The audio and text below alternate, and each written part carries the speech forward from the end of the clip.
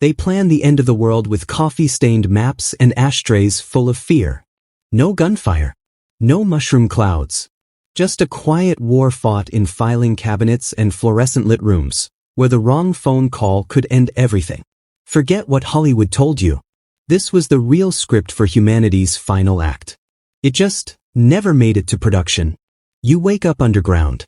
The air tastes like metal, and the lights hum in a way that suggests they've been on since the dawn of paranoia.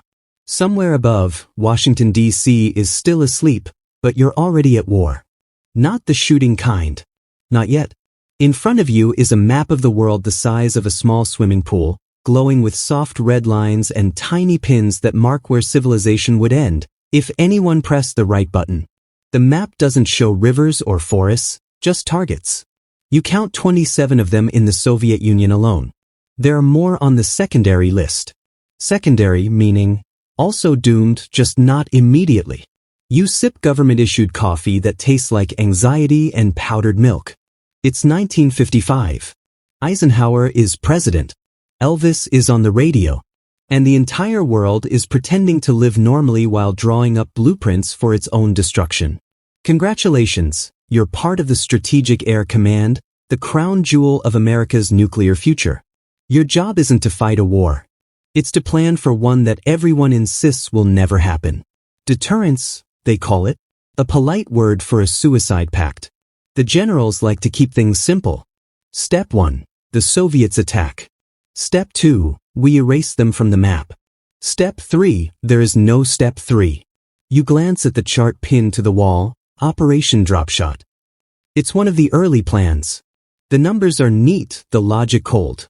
They've calculated the loss of human life with the precision of a grocery list. You're supposed to admire that kind of efficiency. You try, but it's hard when every red circle on the page represents millions of people who don't even know they've been pre-selected for vaporization.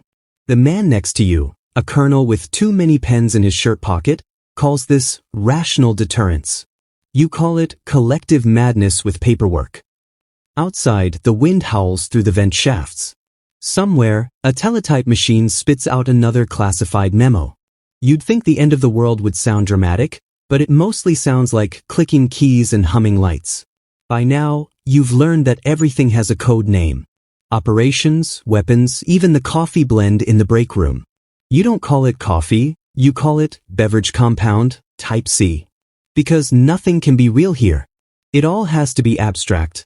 The only way to stay sane when your job is imagining extinction in neat, manageable bullet points.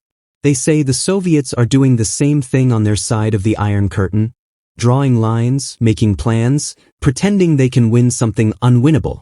You wonder if there's a young officer in Moscow, drinking his own version of beverage compound, tracing your city with a red pencil. You're both working late. You're both afraid to admit it. Every few hours, someone opens a new folder stamped top secret in bold red letters, as if the color can somehow contain what's inside. Contingency plans. Fallout projections. You start to notice how beautiful the handwriting is, tidy cursive labeling the end of the world. There's an art to it, and that's the scariest part. In theory, none of this will ever be used. In theory, deterrence will keep the missiles silent. But theories have a way of unraveling under pressure, especially when they're built on fear, pride, and caffeine. You push your chair back, stare at the map again, and imagine what it would look like if the lights went out, all those red lines fading into blackness, like the world itself had finally exhaled. And you think, maybe this is what peace looks like. Just very organized chaos. Then someone hands you a new envelope. The label reads, Continuity of Government, in case of nuclear exchange. In other words, a manual for surviving the apocalypse, written by people who plan to start it. You open it, and the first line reads, In the event of total atomic conflict, essential personnel will proceed to Site R. You look around the room. No one makes eye contact. You get the feeling you might not be considered essential. And the clock on the wall keeps ticking, counting down to a war that, if the plans work, will never happen. You drive west out of Washington before dawn, headlights cutting through the fog. The road winds into the Appalachians, and the world above begins to disappear behind layers of mist and plausible deniability. The coordinates in your folder don't exist. The place you're going doesn't appear on any civilian map. But the guards at the gate seem to know exactly who you are. They check your papers, nod once, and the steel doors slide open with a hiss that sounds disturbingly final. Welcome to Site R, also known as Raven Rock. A fortress carved straight into the mountain, big enough to house the government that plans to survive the war everyone swears will never come. The air is cooler here, heavy with limestone and secrecy. You step inside, and for a moment you can't decide whether you're walking into a bunker or a tomb. The corridors hum with ventilation fans and fluorescent lights. Somewhere far below, generators rumble, the heartbeat of a world that's already half underground. The man escorting you is a major with a polite smile and eyes that haven't seen sunlight in weeks. Continuity of government, he says, like it's a punchline. We keep democracy on life support down here. You pass through checkpoints, sealed doors, and another round of men with clipboards. Everything smells faintly of oil, paper, and fear. The deeper you go, the less it feels like a workplace and more like an afterlife for bureaucrats. The walls are lined with offices, conference rooms, a cafeteria, even a chapel. They've recreated Washington in miniature, right down to the fake windows painted with blue skies. It's supposed to make people feel normal, which is a strange thing to attempt in a place designed to outlast civilization. They've thought of everything: filtered air, underground wells, rations stacked like library shelves. If the bombs fall, the plan is simple: seal the blast doors and wait out the end of the world with strong coffee and weak morale. You wander past a row of bunks, all neatly made, untouched. Each one has a small placard with a name: Secretary of Defense, Joint Chiefs, Press Liaison. It's like walking through a museum exhibit titled, Hope, in case of fire. Somewhere in the command center, phones sit waiting for calls that will never come. Maps on the wall show fallout zones, evacuation corridors, and repopulation priorities. You read that phrase twice, wondering if anyone asked the planet's opinion on being repopulate. The major stops beside a steel door marked Command Network Access, authorized personnel only. Behind that door, he says, is where we'd run the country. At least, what's left of it. You nod. He doesn't open it. In the cafeteria, a poster reads, "Remember, the enemy may be above you, but morale starts below." You can't tell if it's meant to be inspiring or just proof that even in the apocalypse, there's always room for bad office humor. You sit down with a tray of powdered eggs and tepid coffee. Someone at the next table is arguing about how many megatons it would take to make Washington uninhabitable. The other man shrugs and says, "Define uninhabitable." They both laugh. You lose your appetite. There's a strange comfort here, knowing that somewhere, someone has already planned what to do if the sky falls. But the more you walk these halls, the more it feels like faith in reverse. Instead of believing things will get better, everyone here believes they won't, and has made peace with it. At night, you find a small observation deck, just a narrow slit of reinforced glass looking out toward the valley. The stars are still visible, faint and cold. You think about the people living in towns below, no idea that right beneath them is a city built for the end. You imagine what it would sound like if the world above vanished. A silence so complete even the wind would have nowhere left to go. And that's when you realize, the government didn't just build bunkers to survive the war. They built them to prove they could. Because in the Cold War, survival wasn't a hope, it was a competition. The clock on the wall says 2:47. Somewhere far above, America sleeps peacefully. And somewhere in the darkness of the mountain, you hear another set of doors close. You're handed a folder that hums with secrecy. It's thicker than you expect and colder at the edges, like the paper itself has been sitting in a vault of bad decisions. Someone slides it across the table with a look that says, politely, "Never speak of this," and also, "Read it aloud." Inside are maps that don't look like maps anymore. They are blueprints for erasure, grids of cities with little numbers beside them, concentric rings that show where the blast ends and the quiet begins. The handwriting is clinical. The margins are full of notes that read like grocery lists for extinction. You clear your throat, because you've been trained to read bad news with good diction. Congrats, you've opened Operation Dropshot. It's an early Cold War imagining of something nobody wanted to admit. A full-scale war with the Soviet Union that uses both conventional and nuclear weapons in a choreography of ruin. The plan, drawn up in the late 1940s, treats targets like inventory, cities, factories, airfields. The authors even penciled in dates that sounded ordinary until you realize they meant deadlines for annihilation. The documents were classified for decades, the kind of thing governments tuck into vaults and forget until researchers find them and then the public pretends to be surprised. Now, let's talk about the SIOP, the Single Integrated Operational Plan. Spoiler alert, it's not good. Where Dropshot was an early how-to, SOP became the how-actually of nuclear targeting. By 1962, planners had built an integrated manual that told the military exactly which weapons would go where and how many. It was the world's most detailed, if this happens, checklist. The first SOP drafts imagined a simultaneous, massive strike. A cascade of warheads timed like a grim orchestra. The goal, officially, was deterrence. Unofficially, it read like insurance paperwork written by people who secretly hoped never to file a claim. You flip another page and the numbers start to multiply. Targets, megatonnage, timing windows. The planners used a thing called the National Target Base, a list that changed with each administration but at times numbered in the tens of thousands. Targets weren't just factories or missile silos. Cities became entries in a spreadsheet. You look at a column labeled priority and notice human beings reduced to up or down ticks. It's efficient, which is the worst possible thing for this job. There are options, and each option feels like a choice between bad and terrible. SIOP wasn't a single script, it was a menu. Strike only military sites? Strike military sites and select urban targets? Full-scale spasm attack? These options were supposed to give presidents control, a comforting illusion where someone could pick a measured path through madness.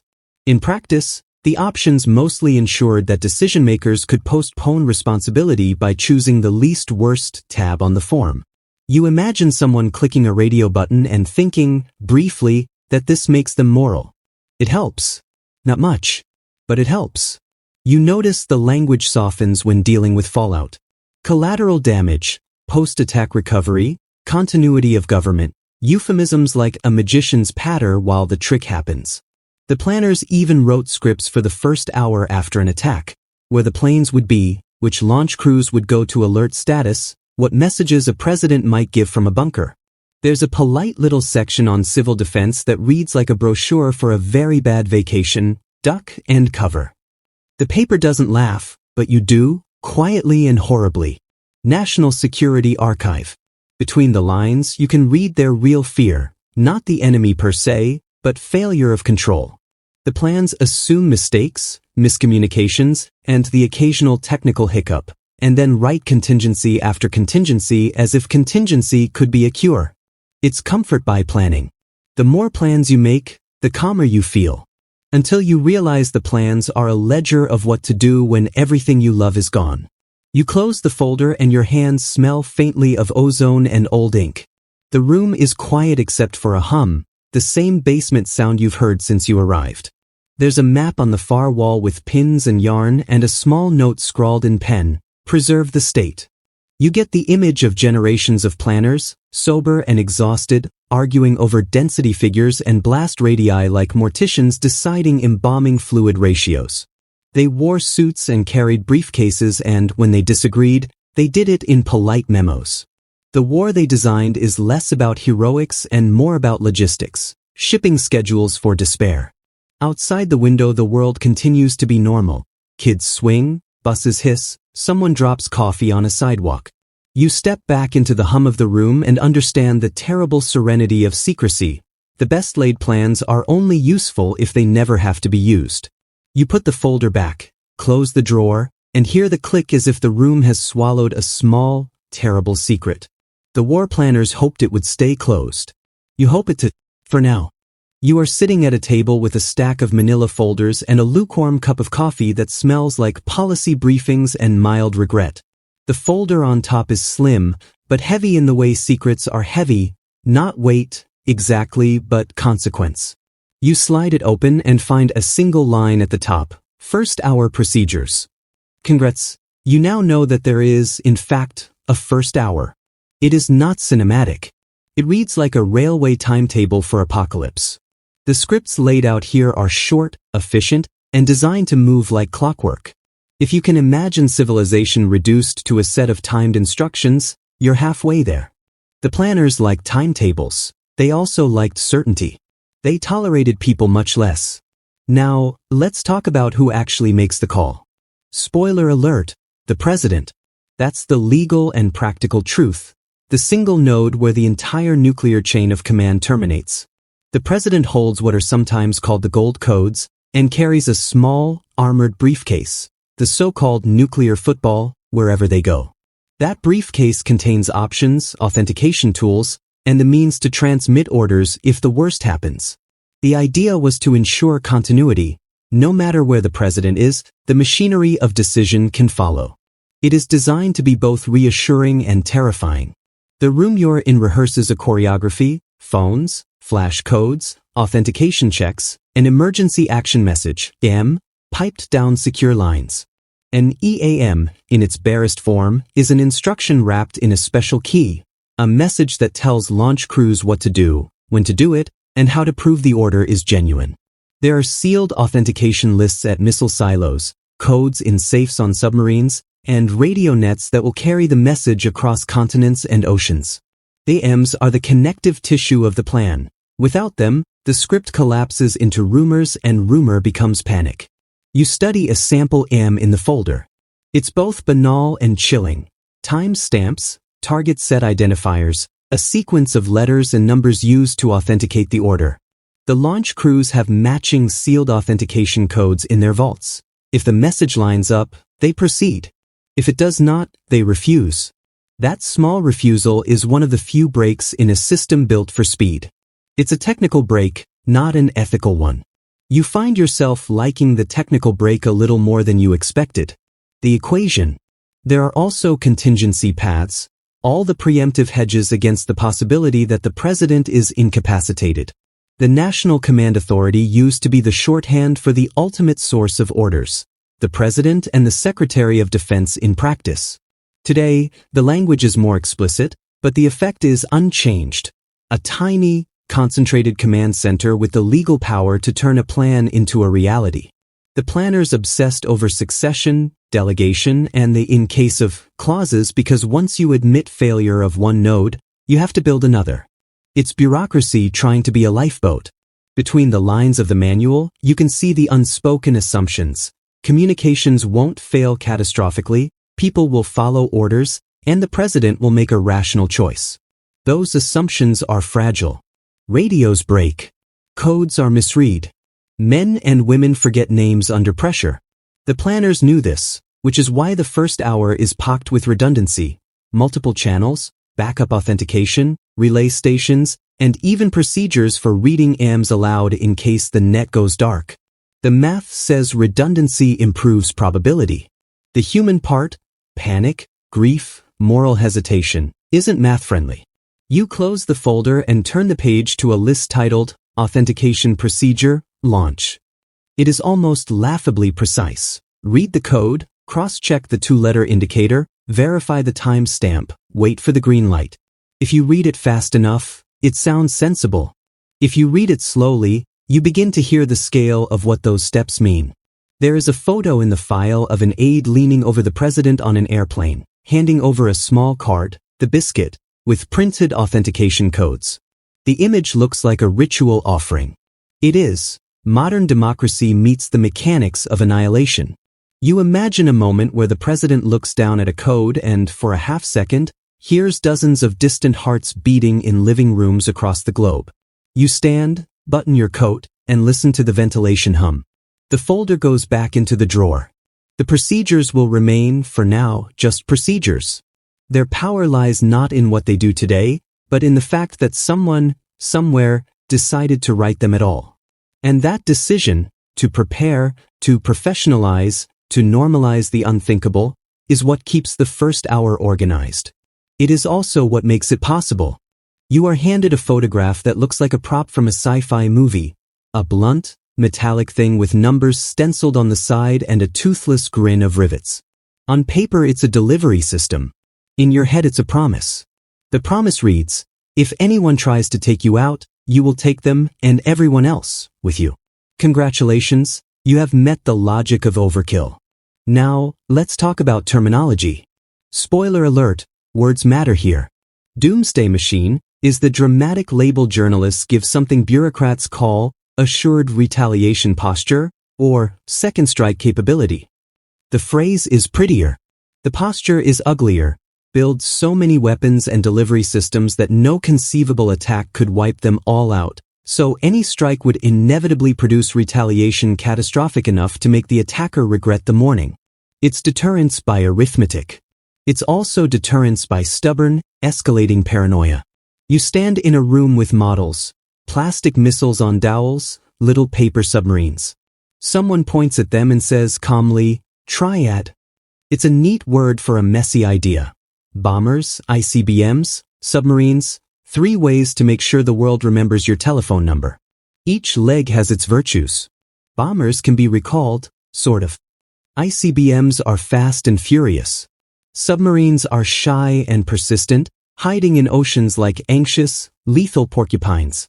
Together, they form a system designed to survive surprise and respond tenfold. You read memos where people argue about counterforce and countervalue.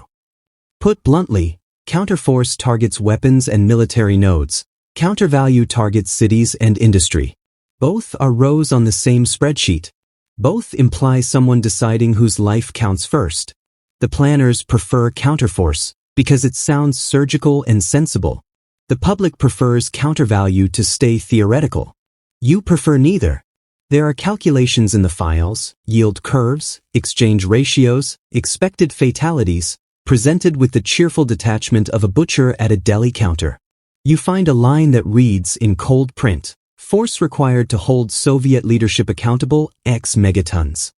And you think, accountable by what standard? By annihilation? They use math to hide what they ask you to accept. Numbers are comforting until they are measured in human lives. You watch, incredulous, as senior officials discuss escalation ladders. The ladder is a metaphor that almost makes it acceptable. First a polite shove, then a sharp poke, then complete social collapse. In practice, escalation ladders are a list of ever bleaker options that leave little room for retreat once somebody clutches the rung and refuses to let go. The rhetoric frames restraint as weakness and decisive destruction as resolve. It's a sales pitch for madness dressed in uniforms. There is one part of the archive that makes even the steadiest colonel put down his pen: permutations where automated systems take over. The idea is simple and horrifying. If the chain of command is broken, a machine makes the call. Robots do what humans fear to do or, depending on your mood, what humans are too conflicted to refuse. Automation is efficiency. Automation is absolution. And yet the human price of absolution is enormous. You wonder, not for the first time, who would press the button on a machine that presses the button for you. You find memos with names like retaliatory scenarios and survivability studies, documents that treat civilization as an engineering problem. Engineers can optimize infrastructure. They cannot moralize extinction. That task is left, ironically, to politicians who pretend moral language is a luxury best applied after the fact. The small things make the place human. A forgotten thermos in an operations room, coffee rings on a schematic, a half-typed resignation letter never mailed. Those traces remind you that these plans were written by people who loved children, who told jokes, who had bad sweaters. The rupture between that ordinary humanity and the extraordinary destruction they plan is the real terror. Ordinary humans making perfectly rational plans for something monstrous. You step outside onto a service stair and look up through a narrow shaft. The sky is calm, annoyingly blue, as if ignorant of spreadsheet arithmetic below. For a second you imagine life without the triad, without escalation ladders and automated failsafes. It feels like fantasy, and maybe that's the point. Most defensive architectures are built around the assumption that fantasy is failure. You fold the photograph back into its folder. On its back, in a fountain pen someone used with elegant cruelty, there's a small note: "Overkill assures peace." The sentence sits like a cockeyed proverb. It promises security by promising capacity for destruction. It sounds logical in a cold room of models and charts. It sounds monstrous in a kitchen somewhere, where ordinary people are making breakfast. So congratulations again. You now know why the world sometimes looked like it was being stabilized by sheer weight of weaponry. It's a peculiar kind of faith. If we can destroy everything, maybe nobody will start anything. It's a faith that depends on luck, on rational actors, on unbroken communications, and on the idea that no one will ever misinterpret a ladder rung as a command. You tuck the folder away and feel the absurd relief of closing a drawer. The world above hums on, unaware. Below, the planners keep their models polished and their metaphors tidy. They hope that their mechanisms will never have to operate. You hope the same. And, somewhere, someone is still arguing whether overkill is a feature or a bug. You have your answer. It's both. You are handed a pair of gloves and told not to fidget. The gloves are thin and sensible, the kind someone gives you when they don't want fingerprints on a very bad idea. You follow a narrow corridor into a dim room where the light is just strong enough to read by and not strong enough to wake anyone. The hum feels different here, quieter, salter, as if the ocean itself exhaled through the metal skin of the ship. Congrats, you have been assigned to the sea leg of the triad, the submarine. It's a world of dull routines and sudden, terrible importance. There's nothing glamorous about it. It smells like diesel, metal, and the linen of men who have been at sea too long. The cabin lights are low. Men move with the economy of those who must conserve breath and energy. Every face looks like it's been simplified by pressure. You learn the watch routine quickly. Every few hours someone walks the corridor, checks a bulkhead, asks the same 3 questions in the same voice. Is the boat secure? Are the missiles cold? Is the captain calm? If anything answers no, someone writes it down and the room gets louder. The missiles themselves sit in silence, packed into tubes like sleeping animals. They are heavy with possibility and perfectly engineered patience. That patience is your comfort and your danger. Now, let's talk about codes. Spoiler alert, they're small, they're essential, and they can ruin your life. A card with a string of letters or numbers, the authentication that will let a launch proceed. The card is called many things in different places, and none of those names feel adequate. A sailor keeps that card in a safe, and the safe in a sealed locker, and the locker in a place you only go if the ocean has already decided it has no sense of humor. The protocols are rigid because everything about a submarine has to be. There is no room for improvisation once the order arrives. You imagine the moment the radio clicks and an emergency action message booms through the hull. A voice reading codes, a captain cross-checking, a crew folding into the choreography they've rehearsed for years. 4 months, the drills are theater, curtains and cues to prove readiness. The possibility that the theater might suddenly be real adds a weight you cannot exercise away. Everyone jokes about the biscuit, the authentication card, the absurdity of carrying the world's worst permission slip in your pocket. The jokes thin with time. Now, let's talk about silos. Spoiler alert, they're lonely. You drive out to a field that looks like any other field until you find the hatch. It opens to a ladder and a concrete throat leading to a small, tightly lit room with a single man inside. His job is both simple and total. Keep the missile ready, follow orders, and not imagine the people on the map. He eats his food in measured bites, reads the same maintenance logs, and walks his prescribed rounds like someone tending a furnace. The isolation turns time into a slow, sharpened stone. You sit in a silo control room for an hour and listen to the tape hiss of recorded exercises. There are alarms that never sound for real. There are drills to confuse even the practiced mind. The technicians measure temperatures, check seals, test circuits. Each test is a small ritual of denial. If everything works perfectly, then the worst thing will never happen. The irony tastes metallic on your tongue. Mistakes happen. Not often, but enough to be terrifying. Wrongly set dials, misread codes, a stuck relay, each is a tiny human error with a giant potential. There are documented close calls where miscommunications and technical quirks almost turned rehearsal into catastrophe. It's the awful human truth of deterrence. The systems rely on people who bleed and sleep and forget anniversaries. The technical breaks are strong, but the world's safety depends on someone checking the clock correctly at 3:12 in the morning. You notice how the language softens when someone talks about the crews, essential personnel, duty watch, responsible officers. The euphemisms are a kindness and also an attempt to soften guilt. In the mess hall, someone carves a crude cartoon into a napkin, a missile with a face, a little speech bubble that says, "Please don't." The men laugh. The laugh is brief. Then they go back to the logbooks. At dusk, if there is a dusk, if you're on a patrol you might not see one for weeks, someone stands on the conning tower and looks at a horizon that seems unchanged by all the strategy below it. The ocean is large enough to forget most kinds of human arrogance. That view is almost a religious experience. Small, gray, anonymous, and terrifyingly indifferent.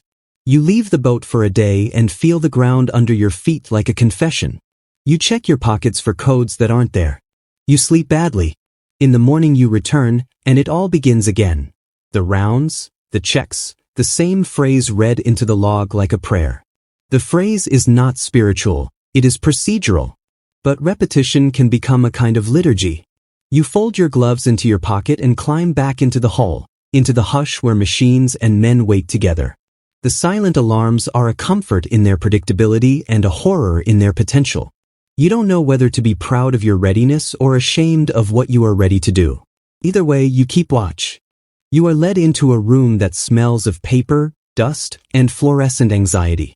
The walls are lined with maps so large they could double as dance floors, each one marked with colored pins, strings, and concentric circles. Someone hands you a pointer, and suddenly you are a tour guide to the apocalypse. Congrats! You have entered the geography of destruction. The maps don't show rivers or mountains. They show cities, missile silos, military bases, and industrial centers, everything that matters if your job is imagining the end of the world. Targets are marked with numbers, priority, yield, expected casualties.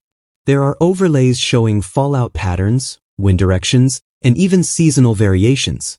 Someone thought it would be helpful to note which areas might be habitable after a strike. You suspect they meant barely noticeable if everyone else is gone.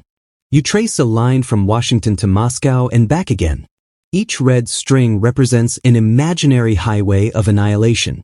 The planners have accounted for launch times, flight paths, and even decoy routes. Every variable is cataloged. And the irony is exquisite. The planners used these maps to prevent war by making war look inevitable. Now, let's talk about intelligence.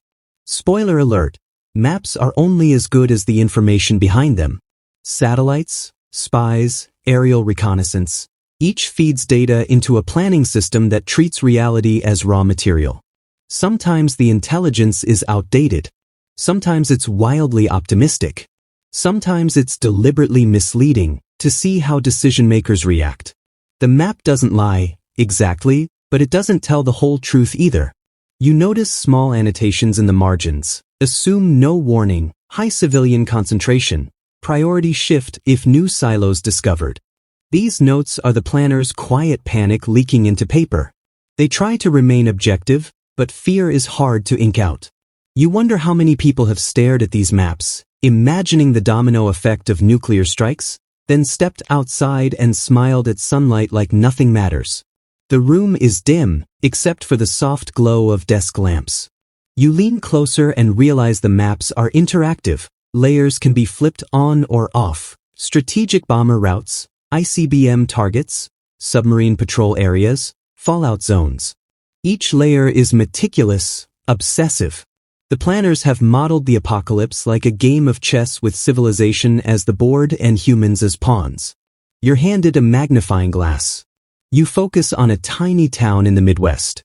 The map lists it as secondary target. You imagine the people there, oblivious, having breakfast. Your heart presses against your ribs. You shake your head. The planners would call this sentimentality. You call it sanity. There is a corner of the room labeled alternate scenarios. Here, the maps are covered with blue lines, green circles, and tentative arrows. Contingency plans for retaliation, surprise attacks, miscalculations. You realize the planners anticipated mistakes. They anticipated accidents. They anticipated panic.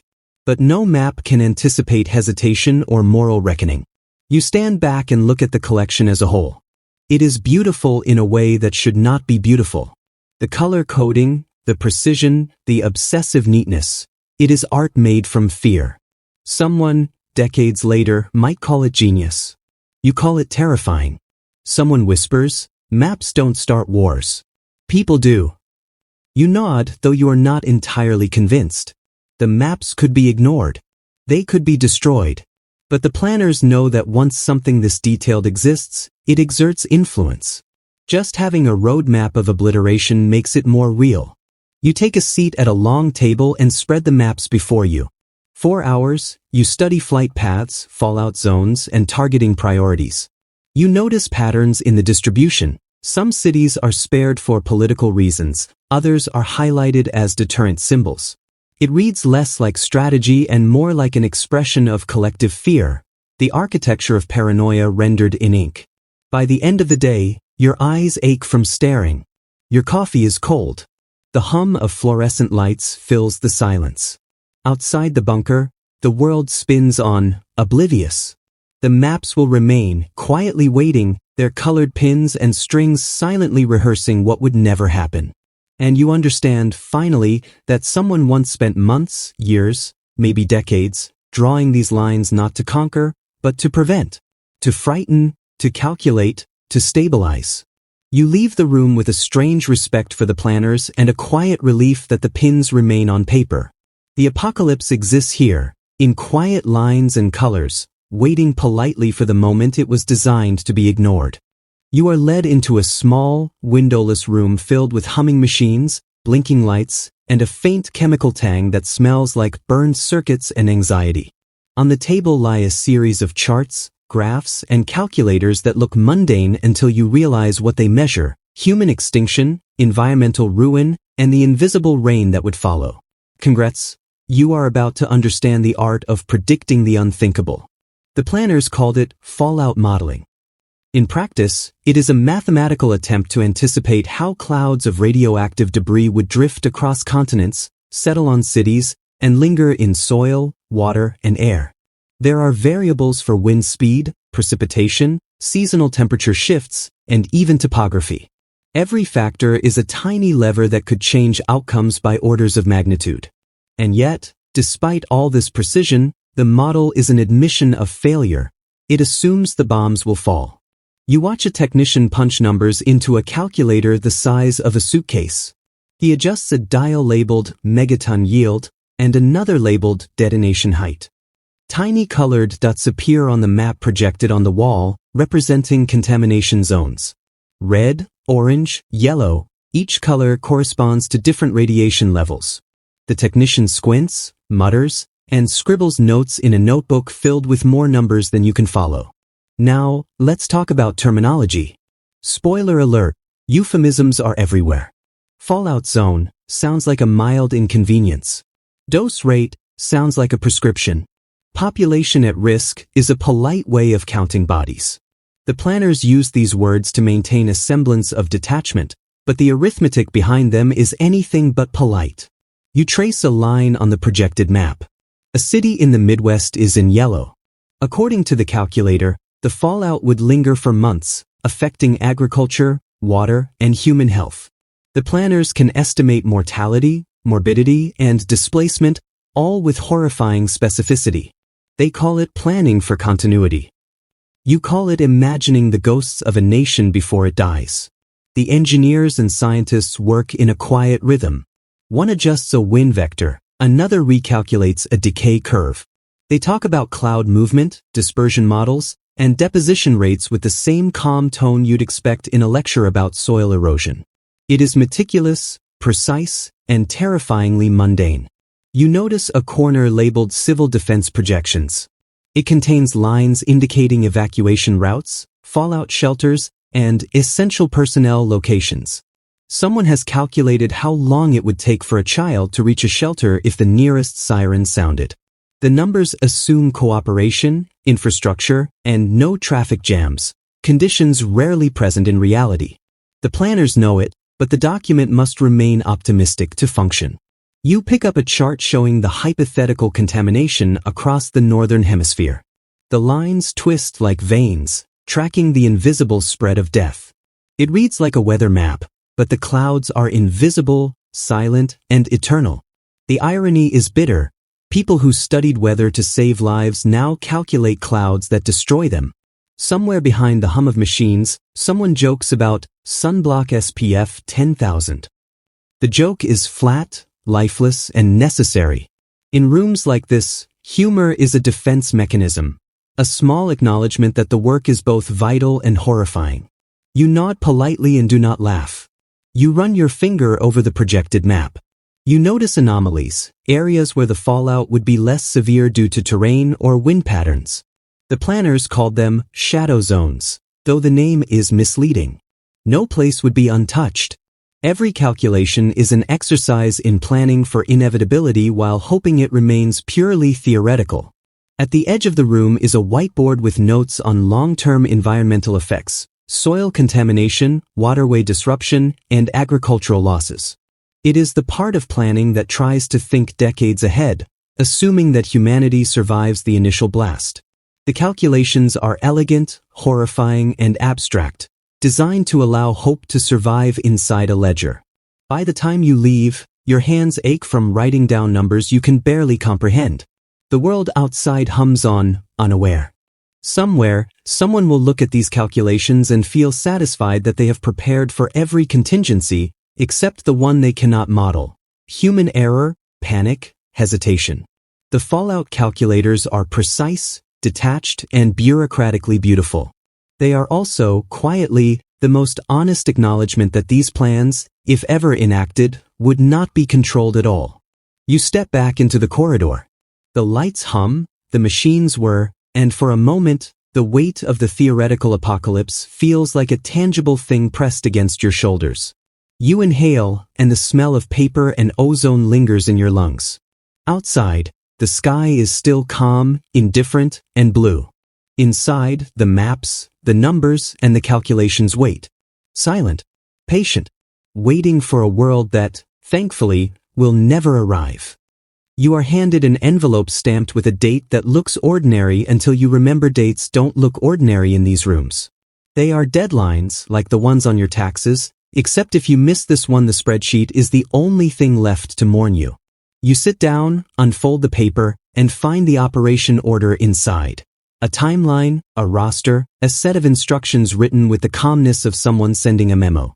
Congrats, you have the job of imagining the morning the world changes. The document begins with an opening line so bureaucratic it feels obscene. Execution begins upon receipt of validated emergency action message. Translation: somebody reads the right code, somewhere, and the clock starts. The order follows like a recipe for disaster. Sequence A, B, C. Each step precise, each sentence designed to remove emotion from catastrophe. Now, let's talk about timing. Spoiler alert, the first hours were choreographed. The plans assume surprise, speed, and a terrifying punctuality. They assign minutes to cities, hours to capitals, and days to the slow, ugly business of fallout. Launch windows are measured down to the second. Aircraft have takeoff schedules. Submarines get orders to surface or remain silent. Missiles are given launch keys. Every instrument knows its cue. You can almost hear a metronome somewhere under the paper. You read a list of roles: the president, the secretary, the combatant commander, the missile combat crew, the tactical air wing, the civil defense director. Each title is a small address to responsibility. You notice how often the phrase, "upon authorization," appears, a polite reminder that orders must be validated before they become action. Validation is the hinge here. It is the one thin piece of metal between procedure and apocalypse. There is a little checklist in the margin. It looks like a grocery list of doom. Verify sign-in code. Transmitting. Confirm receipt at silo sites. Air wings execute sorties. Naval units maneuver to ordered patterns. The checklist is almost comic in its mundanity. You find yourself reading it aloud and hearing how absurdly ordinary those verbs sound. Verify, transmit, confirm. If the world ends, it will be because someone did exactly what the checklist told them to do. Or didn't. Either way, it's oddly domestic. You flip a page and find contingency branches, forks where plans split like roads. If communications fail, this folder says, switch to relay. If the president is incapacitated, this person assumes authority. If detection is ambiguous, delay is recommended but optional. The optional bit sits there like a loose screw. It is the place where human judgment can either save or ruin everything.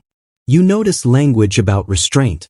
There are phrases promising proportionate response, limited targeting, and immediate efforts to spare civilian infrastructure where possible. The language offers a comforting illusion, the idea that someone will be careful even while executing mass destruction. You raise an eyebrow and remember how often policies are aspirational and not binding. Words like limited and proportionate are gentle, polite skirts over a ruthless machine. Transition. Now, let's talk about the people expected to carry this out. They are not monsters. They are tired officers, aircrew with calloused fingers, young sailors who miss birthdays, and line technicians with steady hands. Many of them rehearsed this choreography for years. Drills, simulations, and dry runs taught them to move without flinching. That training is admirable and horrifying at once. Admirable in its professionalism, horrifying in its purpose. There are instructions for messaging, what to tell the public, what to say from a bunker, and how to keep morale measurable. Scripts are drafted for radio addresses. Calm cadence, reassuring tone, vague promises. The people who wrote the scripts tried to preserve a sense of normalcy in words like, "We will prevail," and "Our essential institutions remain intact." Those sentences would sound absurd in a theater and terrifying in real life. An internal thought nags at you. Everything here assumes discipline. Discipline means the chain holds, orders are followed, and errors are rare. But life is messy, people are not checkboxes. The plan acknowledges human unpredictability with redundancy, extra channels, duplicate codes, parallel command posts, because the architects understood that the machinery of destruction is fragile in the face of human fallibility. You trace the arrow on the map labeled Phase 1, Initial Response. It points to a list of targets, prioritized by military value and political symbolism. You think about symbolism for a moment. The idea that destroying a monument sends a message, that annihilation can be a language. It's a strange, terrible rhetoric. Foreshadowing. The orders assume clarity will follow chaos. In practice, the first hours are often confusion, rumors, misreads. The plan can be precise on paper and messy in reality. That gap between ink and impact is where stories and tragedies are born. Finally, you fold the order back into the envelope. The paper feels ordinary again, like the kind that pays for rent or buys milk. You stand up, fingers a little stiff, and move into the corridor where the lights hum with the same indifferent patience as before. Outside, the world keeps its schedule. Children to school, trains to run, coffee to be spilled. You tuck the envelope into a drawer marked operational records and close it with the sound of something respectful and terrible, an ending that only exists on paper, and which you hope, with every ordinary breath, will never need to be read again. You descend another flight of stairs into a cavernous chamber that smells faintly of concrete, electricity, and very old fear. The fluorescent lights hum overhead, casting a pale, consistent glow on everything. You notice the air feels heavier, thicker, like it's holding a secret it doesn't want to share. You are officially inside a government bunker, one of dozens designed to outlast nuclear war, and yet, for some reason, it feels oddly mundane. Congrats, you have entered the world of subterranean bureaucracy. The planners knew that survival wasn't just about steel, concrete, or missiles. It was about humans. Feeding them, organizing them, keeping them from losing their minds while the world above supposedly went to hell. So there are cafeterias with powdered eggs, sleeping quarters stacked like bunks on a ship, and office spaces full of desks, filing cabinets, and phones that hum endlessly. Every piece of furniture has a purpose, and every purpose has a protocol. Now, let's talk about routines. Spoiler alert, routine is everything. In a bunker, a schedule isn't just helpful, it's a lifeline. Wake-up calls, briefings, drills, meals, maintenance checks, exercise periods. Everything repeats in an endless cycle, designed to keep people awake, alert, and technically functional. The irony is delicious. While the planners imagine the first hours of nuclear war, the rest of the day is measured in coffee breaks and signature collection. You pass a bulletin board labeled daily orders and notice it looks almost cheerful. Neat lists, color-coded markers, reminders to wash hands and check oxygen filters. You think about the people who walk past it, following the checklist while the unthinkable waits somewhere above. There is humor here, dark, dry, occasionally cruel. A note in red ink reads, "Remember, the coffee is weak, but morale must be strong." You walk past offices where people are typing reports no one will ever read, filing memos about supplies, and maintaining logs of the drills that will likely never be used. Everything is meticulously documented. Paperwork is the nervous tick of a system that simultaneously fears action and hopes for inaction. Each signature, each initial, is a tiny act of survival. You notice the sleeping quarters, rows of bunks with thin mattresses and lockers. Each one has a nameplate, a constant reminder that people matter, even when their names are just entries on a roster. You wonder if anyone dreams here. Or do the dreams get filed under confidential? Now, let's discuss communication. Spoiler alert, phones, intercoms, radios, and flashing lights crisscross the bunker like veins. Each is a lifeline to another node, another silo, another headquarters. The planners knew that the first hour of a nuclear exchange could kill lines of command, so redundancy is everywhere. Cables run under floors, along ceilings, through walls. And yet, despite all the planning, nothing can guarantee that a message will arrive. You stop by the cafeteria for a cup of coffee that smells faintly of powdered milk and anxiety. Someone next to you makes a joke about the apocalypse breakfast special. No one laughs too hard. Humor here is thin but essential. You sip slowly, thinking about the absurdity of living underground while preparing for the end of the world. The walls are lined with maps, even down here. You notice some of them are annotated with post-attack population and target distributions. It's the same eerie precision as above-ground planners, just translated into subterranean life. You can feel the tension, maps of destruction hanging next to sheets that remind you to check water filtration units. Life and annihilation coexist with remarkable casualness. You wander toward the recreation area, which has a ping-pong table, a couple of books, and an old piano. Someone has scrawled, in marker, "Practice for the end of the world." The juxtaposition strikes you. Civilization has reduced itself to schedules, scores, and memos while simultaneously planning to vanish in a flash of white light. By now, you realize the bunker is not just steel and concrete. It is a theater of procedure, an elaborate attempt to keep the machinery of government functioning while the world above potentially crumbles. Paperwork is as essential as the blast doors. Drills are as essential as oxygen filters. Coffee is as essential as the maps. You check the clock. It ticks evenly, oblivious to the magnitude of what it times. You imagine that every person here knows, in some quiet, unspoken way, that their lives are both extraordinarily important and profoundly irrelevant. They are the custodians of continuity, the keepers of a world that only exists if no one ever presses the wrong button. You step back into the corridor, listen to the soft hum of the fluorescent lights, and feel the weight of routine press down in a strangely comforting way. The bunker exists in silence and order, a monument to preparation and a quiet prayer that its purpose will never be required. Outside, above ground, life carries on. Inside, below ground, life is measured, ordered, and meticulously documented, a bureaucratic ballet performed in anticipation of the unthinkable. You are handed a small, black briefcase that looks like it belongs in a boardroom rather than the potential final act of human civilization. The leather is polished, the latches click with mechanical satisfaction, and inside sits what everyone calls the nuclear football, a collection of codes, options, and instructions designed to let a single person decide whether the world continues or ends.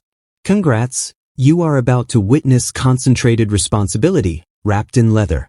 The president carries this case everywhere, a constant reminder that authority and destruction are inseparable. Inside, there are authentication codes, the kind that validate an order, the kind that can't be misread without disastrous consequences. There are documents outlining strike options, target lists, and procedures to communicate with commanders around the globe. Every page is marked top secret, every instruction measured with bureaucratic precision. Now, let's talk about the decision itself. Spoiler alert, it is both simpler and more terrifying than you think. The process assumes that a president might have to choose between multiple scenarios, each one catastrophic, each one meticulously calculated for strategic effect. There is no perfect choice. There is only the path that aligns most closely with doctrine, protocol, and what passes for rational judgment under unimaginable pressure.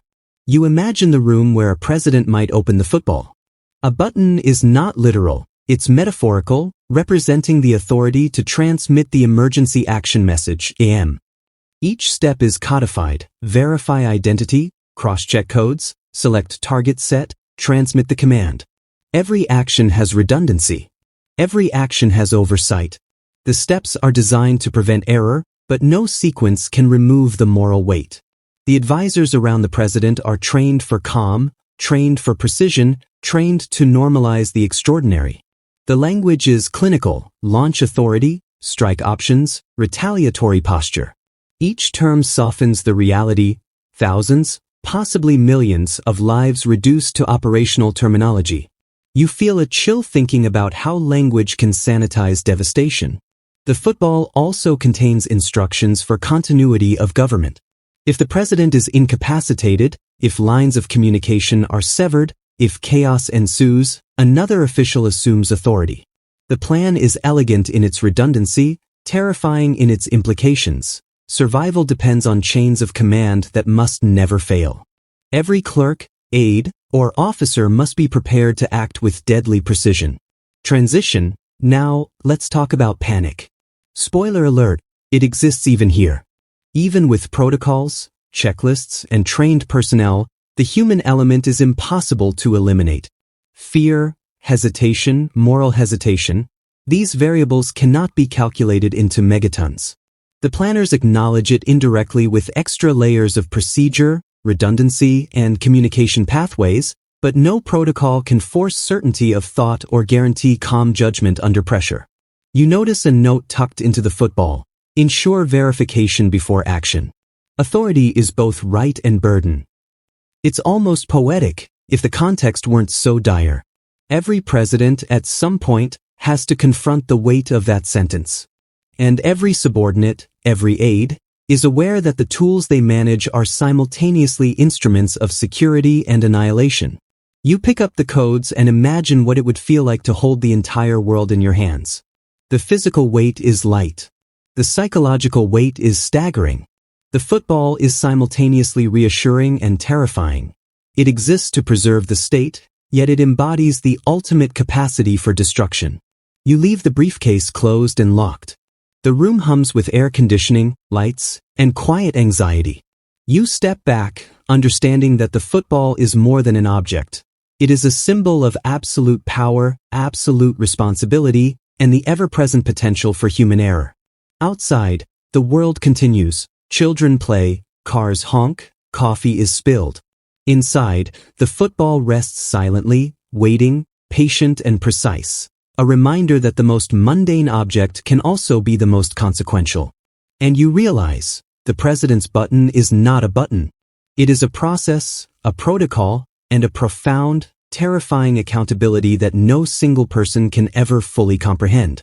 You enter a large, gray room filled with desks, consoles, and blinking lights that seem to pulse in rhythm with your own heartbeat. The walls are lined with screens displaying maps, grids, and codes that you aren't meant to fully understand, but which you can't stop staring at. A coordinator, calm and smiling just enough to seem human, hands you a clipboard and says, "Time to practice. Congrats, you are about to rehearse a war that may never come." Drills and simulations were a backbone of Cold War planning. They took scenarios from theoretical to practiced, from documents on paper to procedures memorized by countless officials, soldiers, and technicians. The goal was simple in theory: make the unimaginable routine. The result was anything but simple. Now let's talk about scale. Spoiler alert, drills were massive. Entire fleets of bombers could be mobilized in exercises, missiles launched in simulation, submarines tracked across oceans. Every participant had a role: the president's staff, combatant commands, silo crews, communications officers. Even civilian authorities in some exercises were given scripts to follow.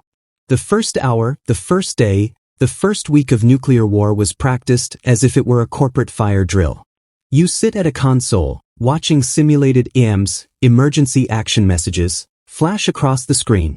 Codes are entered, responses logged, timelines tracked to the second. The exercise moves quickly, too quickly for comfort. You notice the technicians' hands don't tremble. They have done this hundreds of times. Precision is their religion. The planners designed multiple scenarios: limited strikes, full-scale retaliation, accidental alerts. Each had a name, usually innocuous or bureaucratic: Global Guardian, Night Rider, Polar Dawn. The names are almost whimsical, in stark contrast to the destruction they represent. You can't decide whether that's comforting or horrifying. Transition. Now, let's talk about human behavior. Spoiler alert, it is unpredictable. Simulations can account for machines, clocks, and signals, but not hesitation, panic, or misinterpretation. Planners tried to reduce human error with checklists, dual key systems, and redundant verification. Still, the logs occasionally recorded mistakes: misread codes, delayed confirmations, misplaced messages. These incidents were noted, corrected, and filed, and everyone rehearsed them again, hoping for perfection that could never be guaranteed. You notice a screen labeled After Action Review. Here, every decision is dissected, every timing error logged, every miscommunication noted. People review their actions with clinical detachment. You imagine how it must feel to watch a simulated nuclear strike unfold on a map, knowing you have spent years preparing for something that could end life as you know it. The drills are repetitive, exhausting, and strangely mundane. People eat, sleep, and go about their lives in between simulations. Yet each exercise leaves a residue, a quiet, constant awareness that your work is both vital and horrifying. One moment you are filing a report. The next, a simulation places millions of lives at risk in a spreadsheet. You walk past the recreation area where some personnel try to relax. A ping-pong match, a book, a conversation about sports. Outside, the world is normal.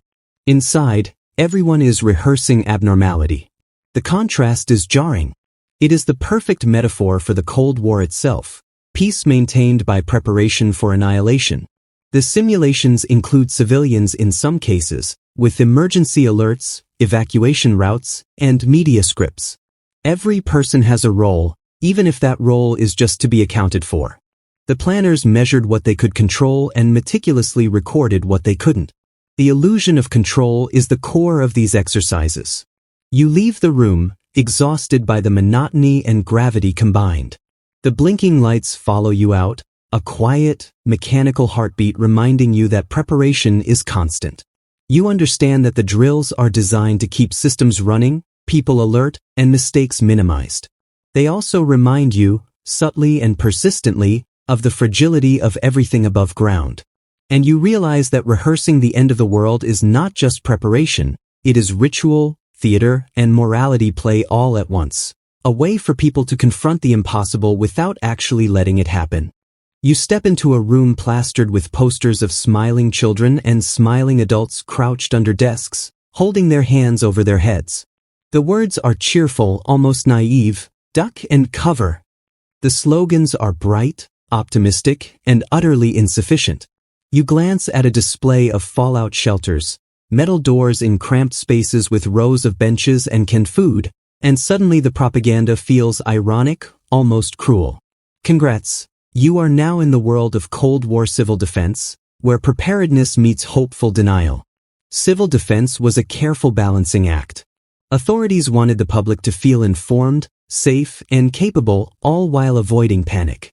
Leaflets, films, and posters instructed people how to survive a nuclear blast with limited instructions. Crouch, cover, evacuate if possible. Yet the reality of what they were up against was exponentially worse than a few crouches under a desk. The planners understood this, but bureaucracy thrives on hope and minimal action. Now, let's talk about shelters. Spoiler alert, they exist, but they are unevenly distributed. Some cities had elaborate underground bunkers with ventilation systems, water, food, and medical supplies. Others relied on repurposed basements, subway tunnels, or hastily constructed concrete boxes. The difference between them often depended on politics, geography, and budget, not strategy. You run your finger over the schematics, noting air filtration systems, emergency power generators, and rows of bunks. It is comforting only in the sense that someone somewhere thought of survival. You notice instructions for rationing, hygiene, and waste management. These are practical, mundane, and grimly necessary. The planners anticipated months of confinement, contaminated water, and decaying infrastructure. They did not, however, fully anticipate human behavior under stress, panic, despair, conflict. Simulations only go so far. Reality is messy. Transition. Now, let's talk about education. Spoiler alert, children were taught to crouch and cover, to memorize evacuation routes, and to take part in drills that were at once routine and terrifying. Films showed animated characters demonstrating proper posture during a blast. Teachers practiced guiding students to the safe areas. The subtext was clear: prepare, but do not panic. The irony is sharp. Drills instilled a sense of control, even when none existed. You read a manual for emergency broadcast procedures. In theory, the Civil Defense Network could alert populations within minutes. In practice, the system depended on functioning infrastructure, accurate intelligence, and human compliance. Any failure in these links could render months of preparation useless. The manuals are meticulous, detached, and strangely reassuring. You wonder how many people slept better at night knowing that their city had a plan that might not work. The drills, posters, and shelters had a psychological purpose as well. They conveyed action, agency, and optimism in a context that was almost entirely hopeless. They allowed bureaucrats, planners, and citizens to believe that human ingenuity could coexist with total annihilation. That belief is comforting, but it is also fragile, and sometimes tragically ironic. You step outside the display area and imagine the city streets. People commute, children play, and the sky looks calm, blue, and indifferent. In the event of a strike, the duck and cover posters would be meaningless, but they remain a quiet testament to the human desire for control over the uncontrollable. You think about the planners who created these materials, the same people who designed missile targeting systems, fallout models, and first-hour procedures. They were trying to reconcile the infinite scale of destruction with the finite human ability to act. Some succeeded. Some failed. All tried. By the time you leave, you carry a strange mix of relief and dread. Relief that the drills exist, that some preparation is possible. Dread for the enormity of the threat and the limitations of human ingenuity. Civil defense, you realize, is both necessary and almost absurd. A tiny, hopeful gesture in the shadow of an unimaginable nightmare. The posters remain on the walls, bright, cheerful, and quietly dishonest. Outside, life goes on. Inside, the lessons linger, a mix of instruction, denial, and dark humor. You are handed a new folder, thicker than the last, with pages that smell faintly of ink, paper, and anxiety. Inside are maps, lists, and annotations that seem familiar at first: cities, military bases, infrastructure. But as you flip through, you notice subtle changes: new targets, removed targets, reprioritized locations. Someone has been very busy reshaping the world on paper, and none of it is comforting. Congrats, you are about to witness the bureaucracy of annihilation in action. The target lists were never static. Planners constantly revised them based on intelligence, political priorities, technological advancements, and even whims. A city that was secondary one year could become high priority the next. A missile silo might be removed after reconnaissance confirms it is obsolete. Each adjustment is precise, rational, and terrifyingly arbitrary. Now, let's talk about politics. Spoiler alert, politics dictate targets. Military logic is often secondary to diplomacy, alliances, or signaling. Certain cities were spared or emphasized not because of strategic value but because their destruction would provoke undesirable global reactions. Planners call it selective targeting. You call it human bias influencing destruction. You spread a map of the northern hemisphere on the table. Red pins mark primary targets, blue pins secondary, green pins for infrastructure. Over time, you notice lines drawn between locations, hypothetical attack sequences. Someone has even included annotations about population density, industrial output, and symbolic importance. The planners quantified everything as if humanity itself were a spreadsheet. Transition. Now, let's talk about the sheer scale. Spoiler alert, it is dizzying. There are hundreds, sometimes thousands of potential targets. Each one has a rationale, a backup plan, and a counterplan. Every change in the list ripples through the entire system. Missile crews, bomber wings, civil defense planners, all must update, all must be aware, all must rehearse the new reality. You notice a series of alternative scenarios stamped on several pages. They are variations of the target list depending on detection of enemy moves, escalation levels, and possible miscommunication. Each scenario is rehearsed, calculated, and annotated in terrifying detail. One footnote reads, "Adjust for civilian population density where feasible." You pause and realize that feasibility is a gentle euphemism for moral compromise. You flip through the folder and see a margin note, "Revisions approved by National Command Authority." The authority, the President and Secretary of Defense, must sign off on these changes. You imagine the conversations, strategic briefings, debates over morality, urgency, and politics. Each signature is a stamp on the blueprint of potential catastrophe. The maps themselves are meticulous. Color-coded overlays show missile ranges, fallout zones, and expected collateral damage. Each revision updates those overlays. You notice a recurring pattern. Planners obsess over redundancy, making sure that if one strike fails, another can succeed. The precision is admirable. The purpose is horrifying. You pick up a page showing removed targets. Some cities were struck from the list for political reasons, some because new intelligence revealed vulnerabilities, and some for reasons lost to history. You imagine the planner's thought process, deciding, erasing, reprioritizing, all while the rest of the world remains blissfully unaware. You pause at a map with handwritten notes in the margins, verify new silos, update radar coverage, reassess fallout models. You realize that these annotations are the fingerprints of human doubt. Even in systems designed to be mechanical, someone is always second-guessing. By the end of the session, your eyes ache from tracing hypothetical lines of destruction across continents. The world above continues in blissful ignorance. Children play, trains rumble, coffee is spilled. Below, planners continue reshaping civilization on paper, confident that preparedness lies in meticulous revision. And you understand, the target lists were not static because the world is static. They were living documents, constantly adapting to intelligence, politics, and fear. Each change represents a calculation, a hope, and a subtle acknowledgement of the fragility of human order. You close the folder, lean back, and exhale. The maps and lists wait silently for their hypothetical purpose, patient, precise, and terrifyingly bureaucratic. Civilization hangs by the pen strokes of people who may never have to execute what they planned so meticulously. You are escorted into a room that looks like a cross between a bank vault and an orchestra pit. Consoles arc in rows, screens glow with grids and dots, and men and women sit with the kind of stillness that smells faintly of resignation. The lighting is low, the chairs are utilitarian, and the air tastes of recycled confidence. This is a command center, the place designed to think through apocalypse and, if ordered, to execute it. Congrats, You've arrived at the nervous system of a nation's worst plans. The command center is less cinematic than you expect.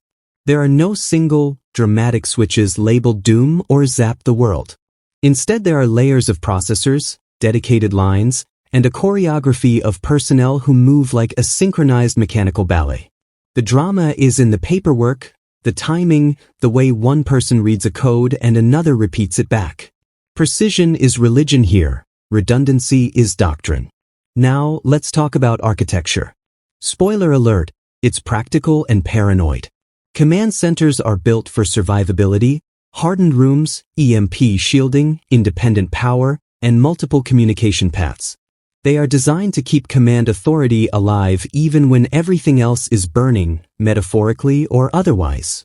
The layout favors short chains of control, fewer hands between order and action, because when seconds count, bureaucracy is a liability. You walk past racks of equipment that hum like a hive. Each rack is a promise that if the sky goes wrong, someone will still be listening. You notice the staff wear badges with titles that sound innocuous: Watch Officer, Tactical Analyst, Communications NCO. Those titles hide enormous responsibilities. Each person monitors feeds, radar returns, satellite telemetry, submarine reports, bomber statuses. When an alert blooms on a screen, a protocol snaps into motion. Indicators are checked, codes verified, options presented. The job is to convert uncertainty into an operational decision, fast and clean. There are lists everywhere. Small, laminated cards with authentication procedures. Checklists for escalation. A handy little menu of responses, as if civilization's last meal should be served with tasteful side orders. Transition. Now, let's talk about communication. Spoiler alert, it is both brilliant and brittle. Command centers maintain a bewildering menagerie of links, landlines in hardened ducts, radio nets, satellite relays, and back channels to allied commands.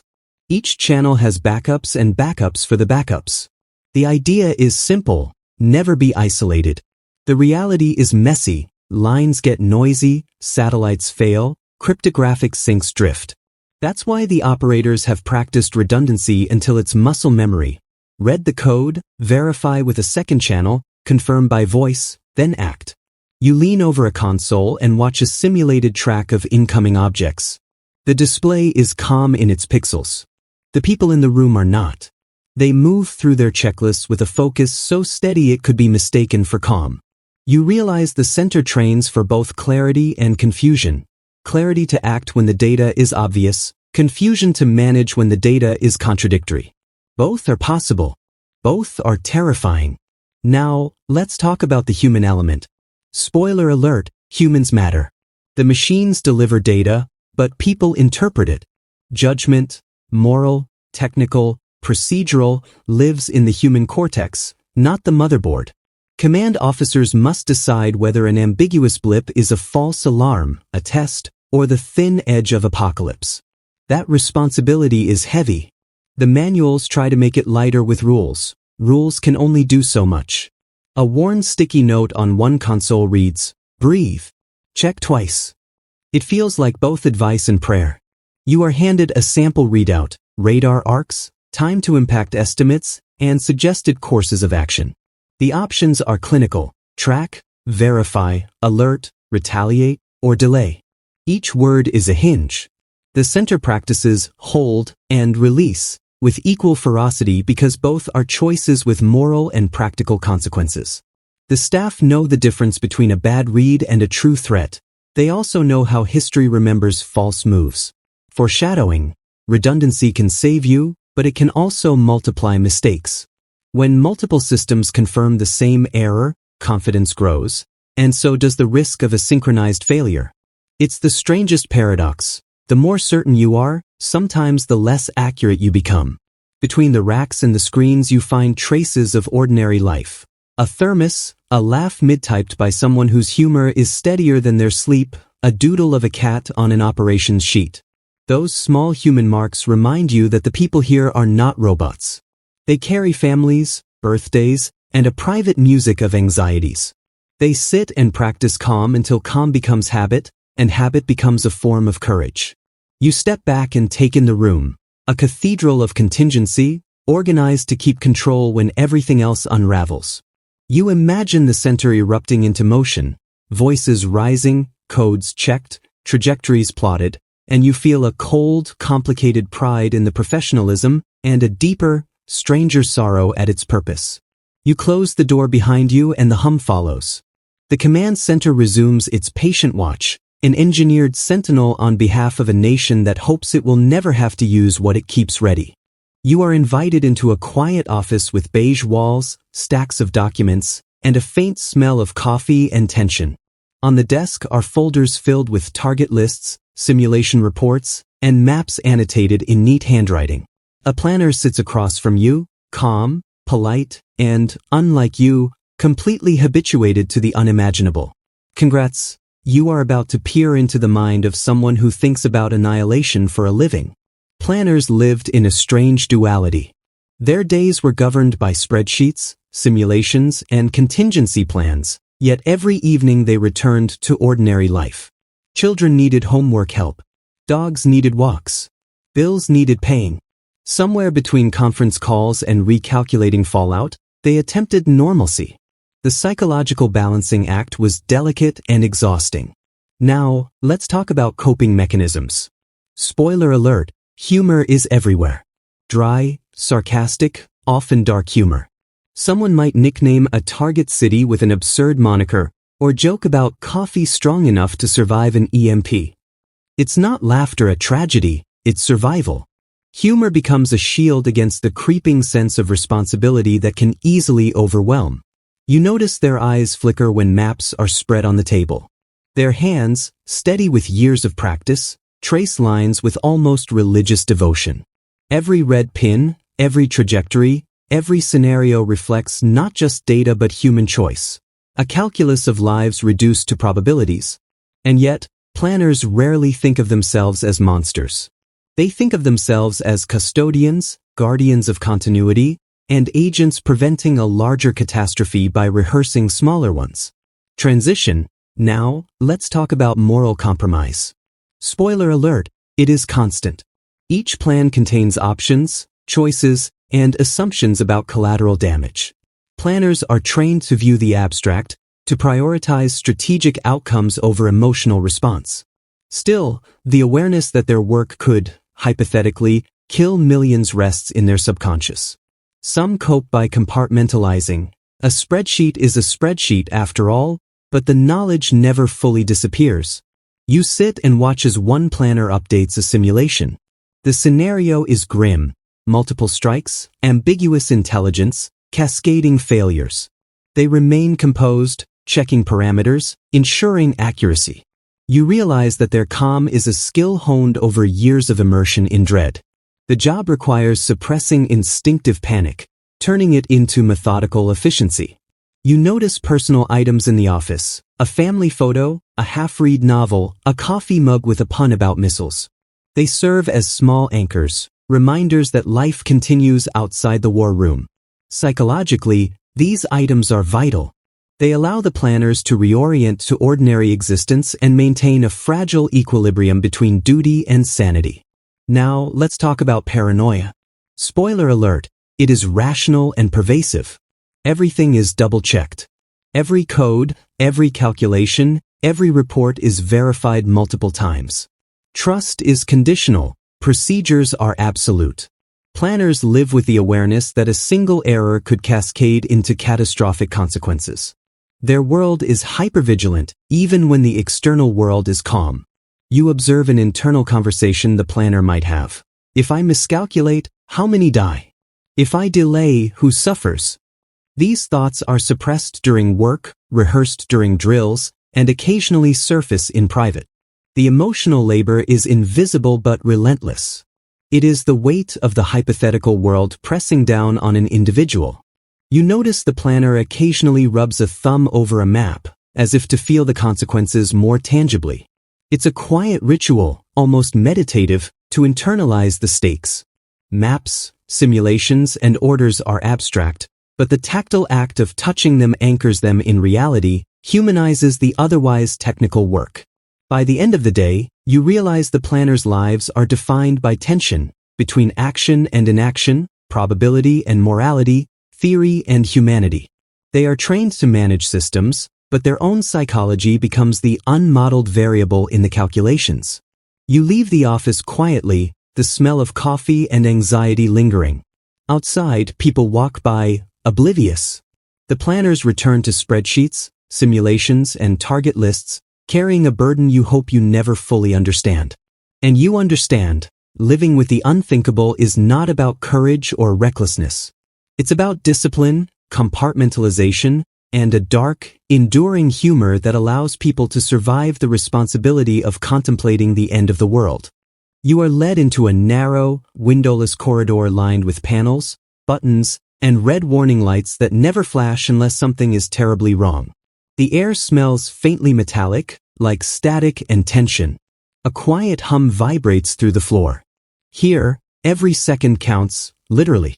One wrong beat, one delayed response, and everything above ground could change in an instant. Congrats, you are now inside the nerve endings of national security, where time is measured in heartbeats and milliseconds. The silent alarms were designed to detect threats long before anyone else noticed. They monitored radar blips, satellite signals, radio chatter, and seismic activity. Each system had its own protocols for escalation: verify, cross-check, alert, respond. The alarms themselves rarely sounded, and that's part of the terror, because when they do, they leave no room for hesitation. Now, let's talk about reaction. Spoiler alert, it is surgical, relentless, and almost unimaginably fast. Operators are trained to interpret the data immediately, communicate it through secure channels, and prepare the chain of command for an instantaneous decision. The margin for error is minuscule. There is no time for coffee, hesitation, or second-guessing. Every signal is a potential apocalypse.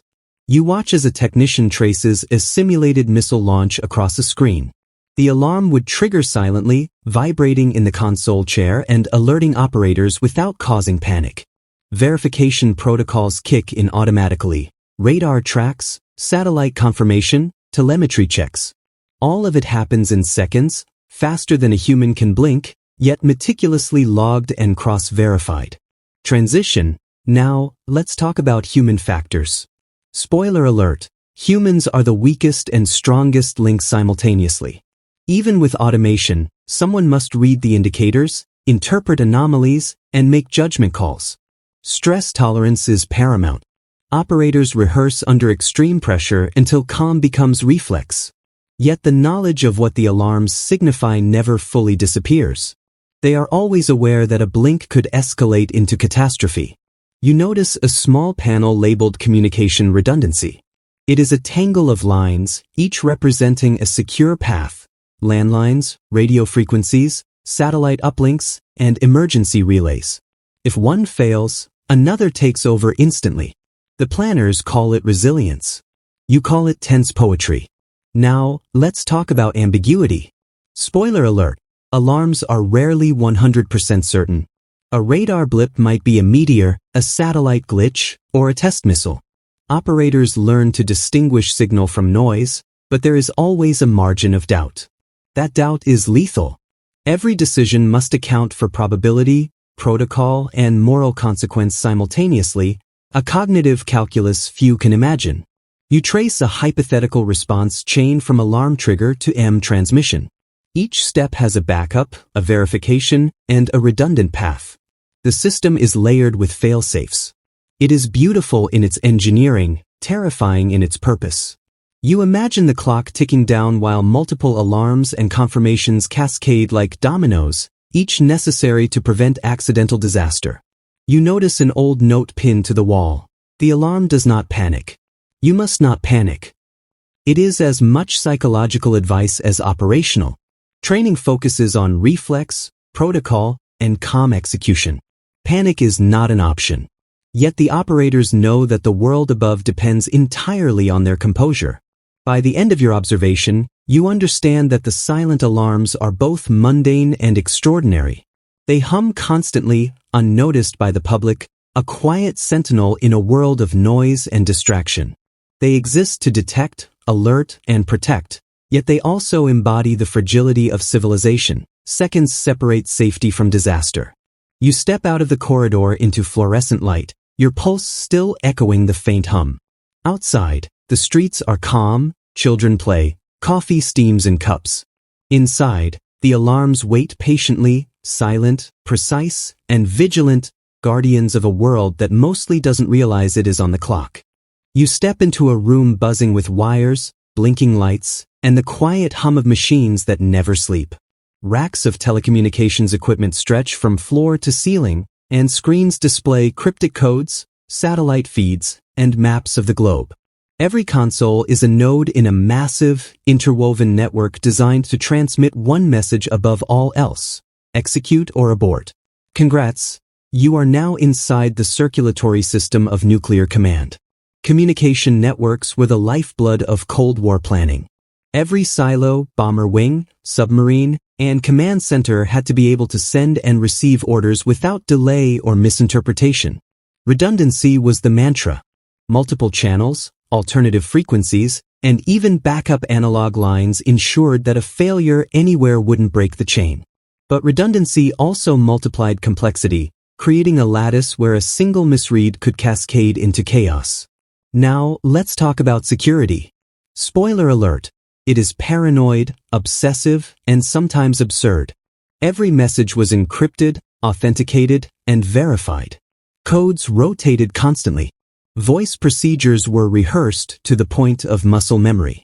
Even the equipment had to survive electromagnetic pulses, sabotage, and natural disaster.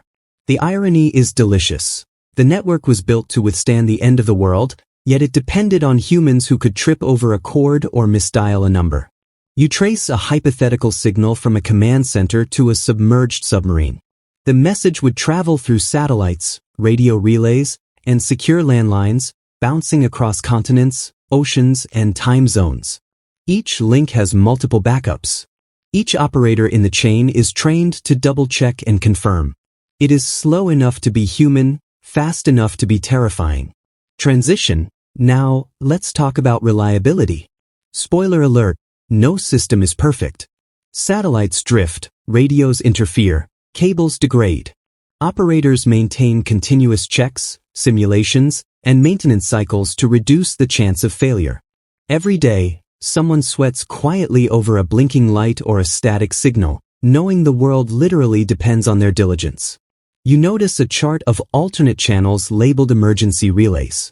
They include everything from HF radio bursts to low-orbit satellites to special hardened landlines.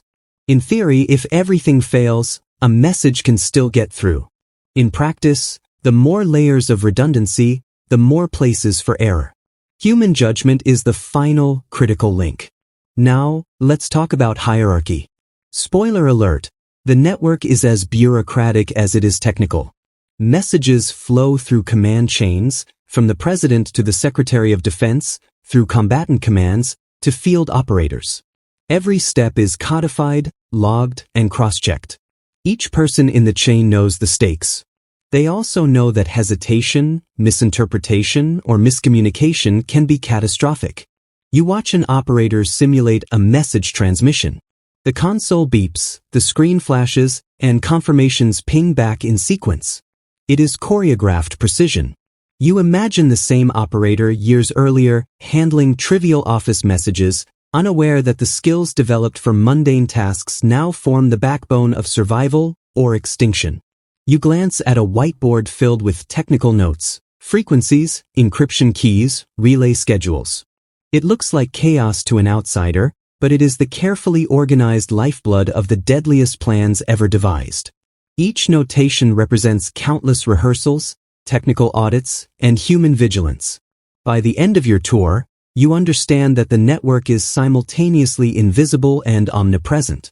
It hums quietly in basements, bunkers, and control centers around the world, linking hundreds of nodes with one goal: to ensure that orders, good or catastrophic, are never lost. You step back into daylight, the hum fading behind you.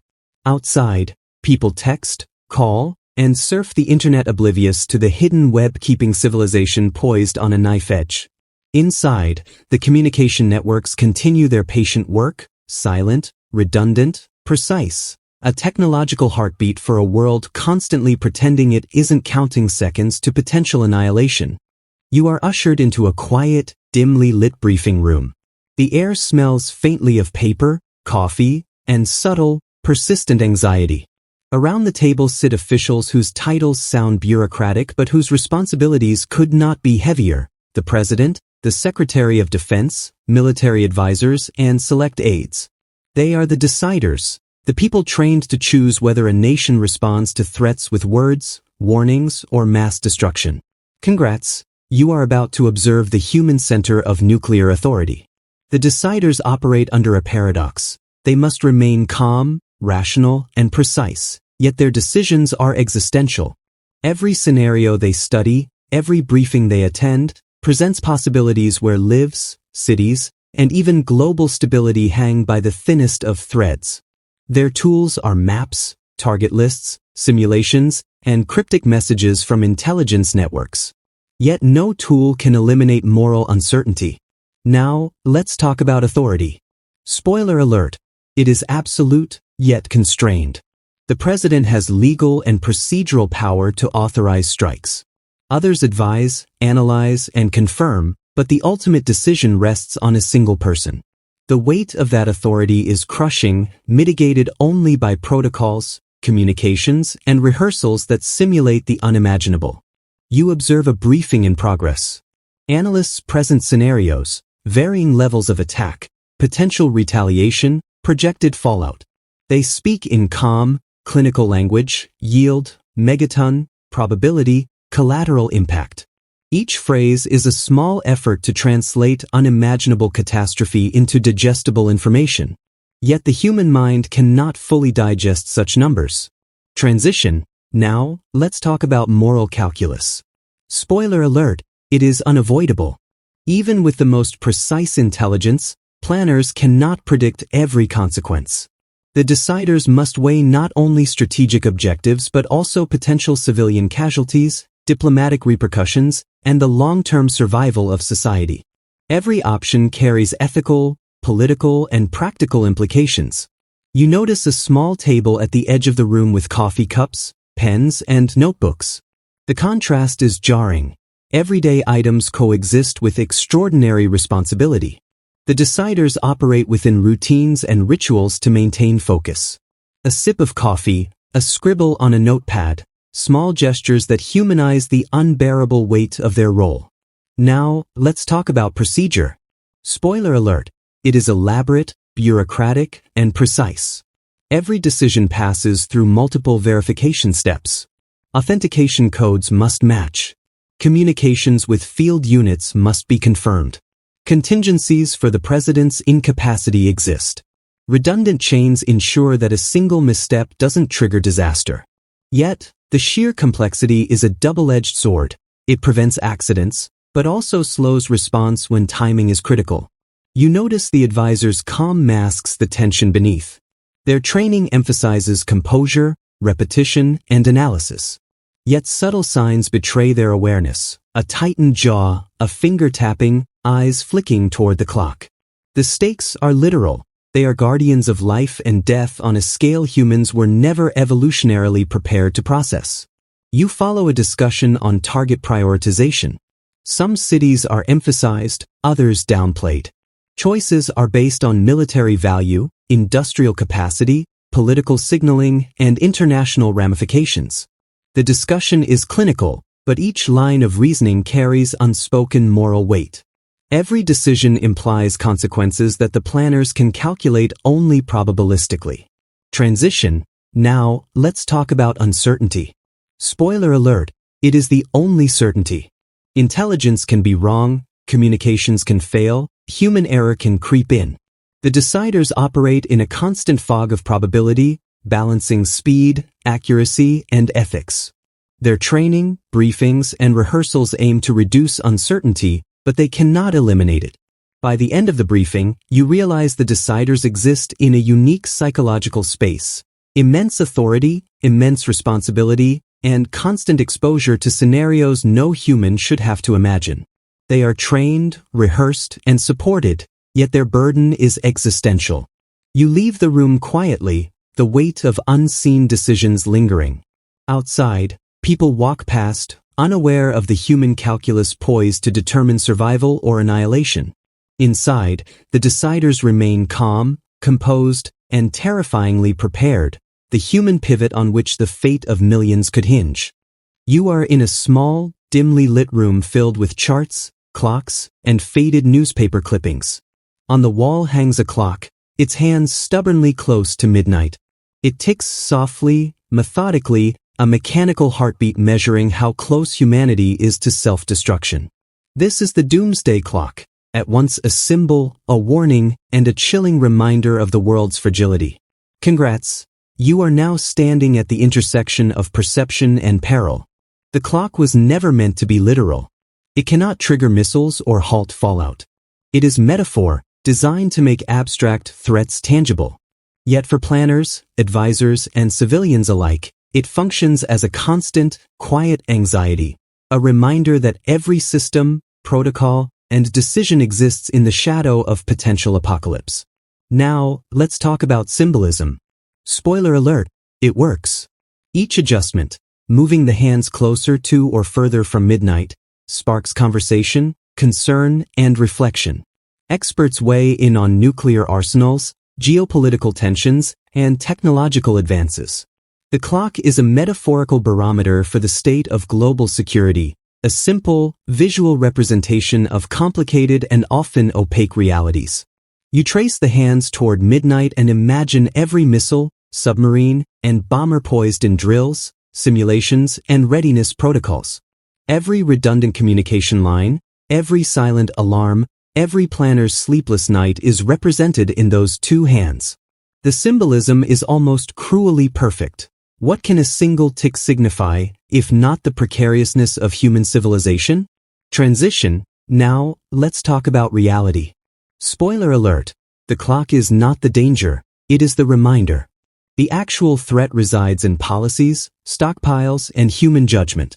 The Doomsday clock does not fire weapons or authorize strikes. It merely condenses decades of strategy, tension, and risk into a single haunting image. Yet its power is psychological. A small, constant prompt that the systems designed to protect humanity also hold the capacity to annihilate it. You notice charts alongside the clock, showing global arsenals, missile ranges, and historical tensions. They are overwhelming. Each number, each line, represents lives, infrastructure, and ecological collapse reduced to data points. The planners who maintain these systems do not rely on the clock. They rely on procedure, redundancy, drills, and vigilance. But the clock serves as a public echo of their private burden. Now, let's talk about perception. Spoiler alert, perception shapes behavior. The Doomsday clock reminds leaders and citizens alike that peace is delicate and contingent. It fosters caution, motivates diplomacy, and underscores the importance of preparedness. Yet it also highlights the absurdity of measuring existential risk with a single, symbolic device. A stark reminder that symbols, though powerful, are not solutions. You imagine the clock during a crisis, hands creeping closer, statements released, media coverage amplified. Officials reassure the public, advise caution, and maintain vigilance. The planners below ground and in command centers continue their work, largely unaffected by symbolic gestures, yet fully aware that public perception matters, because panic or complacency can destabilize even the most robust systems. You walk around the room and see old photos of scientists, diplomats, and strategists who contributed to the clock's creation and maintenance. Their expressions are serious, even somber, reflecting the weight of knowledge. They understand that every tick is a reflection not only of nuclear threat but of human decision-making, political tension, and technological capability. By the end of your visit, you realize the clock functions on multiple levels: psychological, symbolic, and practical. It reminds the public that systems of control exist, that humans hold power over unimaginable destruction, and that vigilance is never optional. You step away from the clock, the quiet tick following you like a heartbeat you can't quite ignore. Outside, life carries on, oblivious. Inside, the hands inch ever closer to midnight, silent witnesses to the fragile choreography of survival orchestrated by humans, machines, and bureaucratic procedure. And you understand, the Doomsday Clock is both alarm and metaphor, a quiet, relentless measure of a world that exists only if preparation, discipline, and human judgment hold firm. You enter a room filled with computers, charts, and dusty stacks of printouts. Screens glow with multicolored maps, each layer representing a different type of destruction: thermal radiation, blast radius, and fallout dispersion. The air smells faintly of ink, plastic, and tension. You are about to see humanity's attempt to predict what should not be predictable: the aftereffects of nuclear war.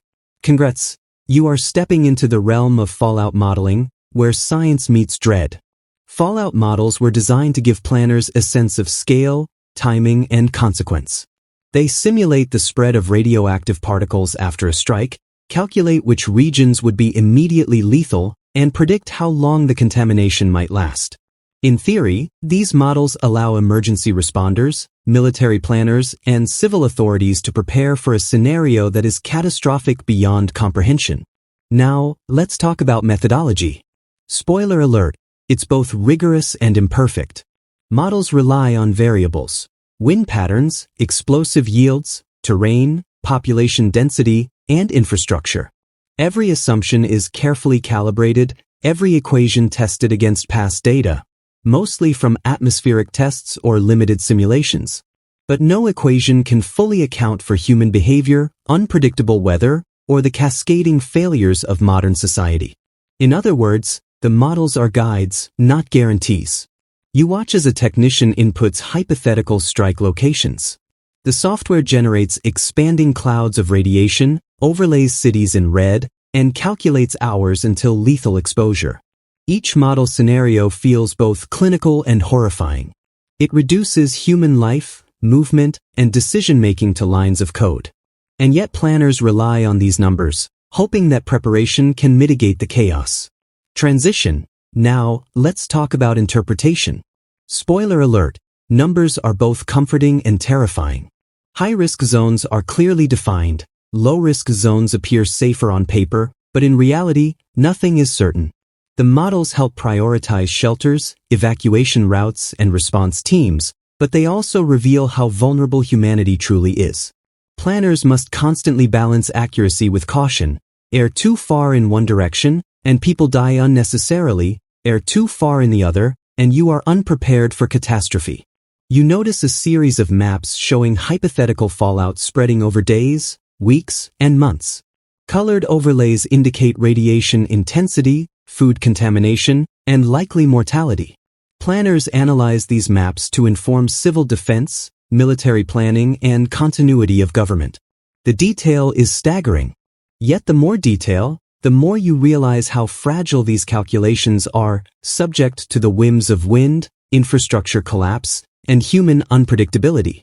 Now, let's talk about psychological impact. Spoiler alert, it's subtle but pervasive. Those who work with fallout models must constantly confront scenarios in which millions may perish. They become familiar with abstraction, learning to think of life and death in grids, vectors, and numerical probabilities. Coping mechanisms vary: humor, detachment, repetition. Yet the weight lingers. Every calculation carries the shadow of consequences that cannot be fully known. You follow a scenario of a mid-sized city hit by multiple warheads. The model predicts immediate fatalities, radiation zones, and the dispersal of fallout over neighboring regions. Emergency plans are updated accordingly. Evacuation routes are mapped. Shelters prioritized. But you know, as the planners do, that these plans will always be partial, a scaffold of hope in a world fundamentally ungovernable once the bombs fall. You glance at a printout labeled Worst-Case Contingencies. It details infrastructure collapse, food shortages, and cascading societal breakdown. The planners treat it clinically, noting implications for command continuity, civil order, and survival. Outside the simulations, reality is messy. Inside, the numbers are law, a cold attempt to bring clarity to chaos. By the end of your observation, You understand that Fallout models are more than predictions. They are rehearsals for moral, strategic, and operational decision-making. They attempt to impose order on the fundamentally unordered, to provide guidance where guidance is almost impossible. You leave the room, your mind filled with colorful overlays of destruction. Outside, life continues. Birds fly, traffic hums, sunlight falls on untroubled streets. Inside, the models persist, silently calculating, predicting, and warning. A digital heartbeat of a world always on the brink, yet stubbornly still alive.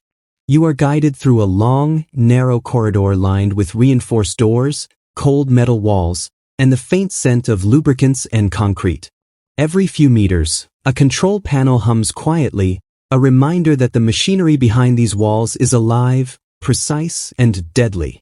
Outside, the world is ordinary. Inside, you are walking among the instruments designed to ensure that any strike against the nation is met with swift and devastating retaliation. Congrats! You are now standing between land, sea, and apocalyptic power. Nuclear retaliation relied on two main pillars: silos and submarines. Silos, rigid and immovable, are fortified against everything from conventional attacks to earthquakes. Inside, missiles wait in silence, armed but dormant, connected to communications networks and command protocols that ensure they are unleashed only with authorization. Their very stillness is terrifying, a waiting, patient, cold-hearted deterrent. Now, let's talk about submarines. Spoiler alert, they are stealthy, mobile, and unpredictable. Submerged beneath the ocean's surface, they carry nuclear payloads far from prying eyes. They are designed for one thing: survivability.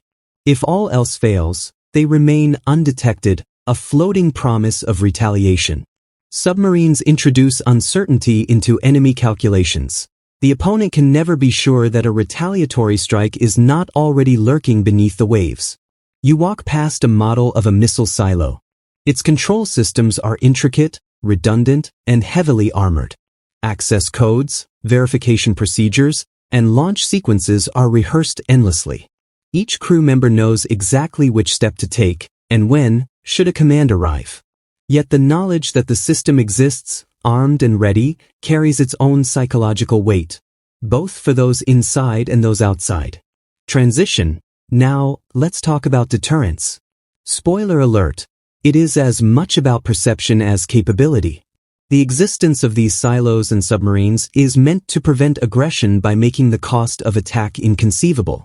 The logic is simple and chilling. Any first strike would be met with an assured second strike. Civilization is protected by a silent balance, where the mere possibility of retaliation keeps the peace. You watch a video simulation of submarine deployment. Vessels leave port, dive into the ocean, and assume patrol routes. They communicate minimally, using coded signals, maintaining radio silence, and relying on pre-programmed orders. Each submarine is a ghost, virtually invisible yet capable of delivering annihilation. You can almost feel the tension, not in the machinery, but in the discipline required to maintain that silent, deadly patrol. Now, let's talk about redundancy. Spoiler alert, planners built multiple layers to prevent failure.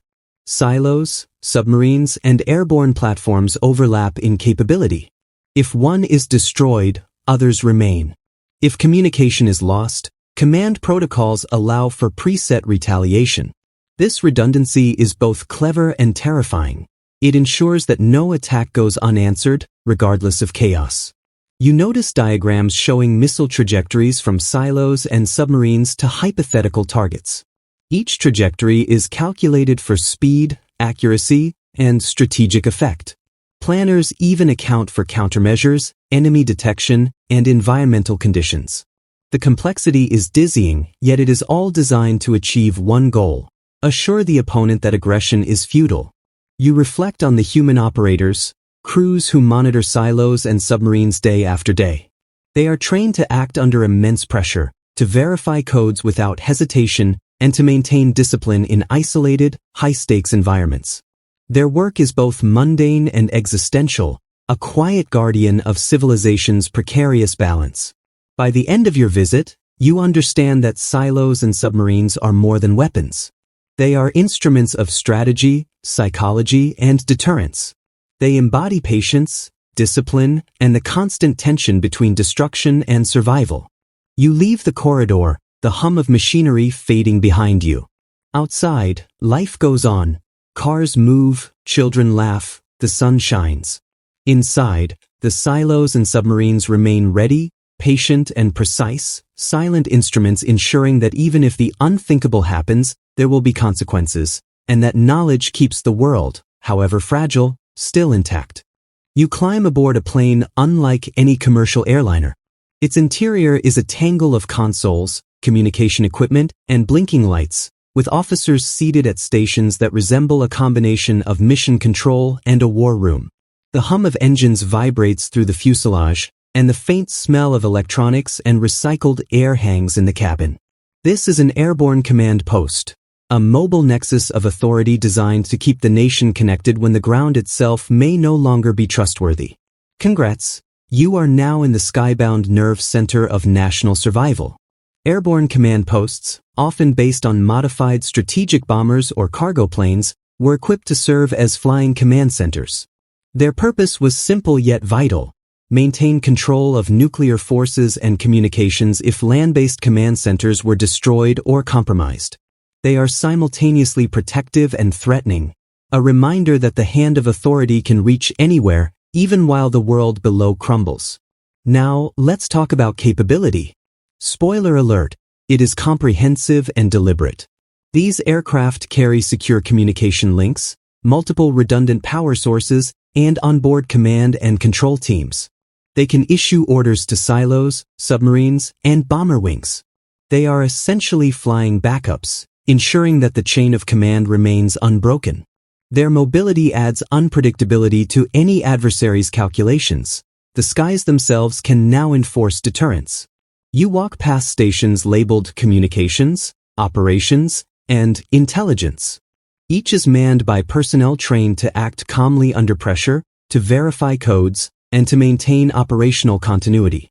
The level of focus is palpable. Every keystroke, every transmission, is rehearsed, logged, and verified. A single error could propagate through multiple systems with catastrophic consequences. Transition. Now, let's talk about endurance. Spoiler alert, crews work in shifts for days.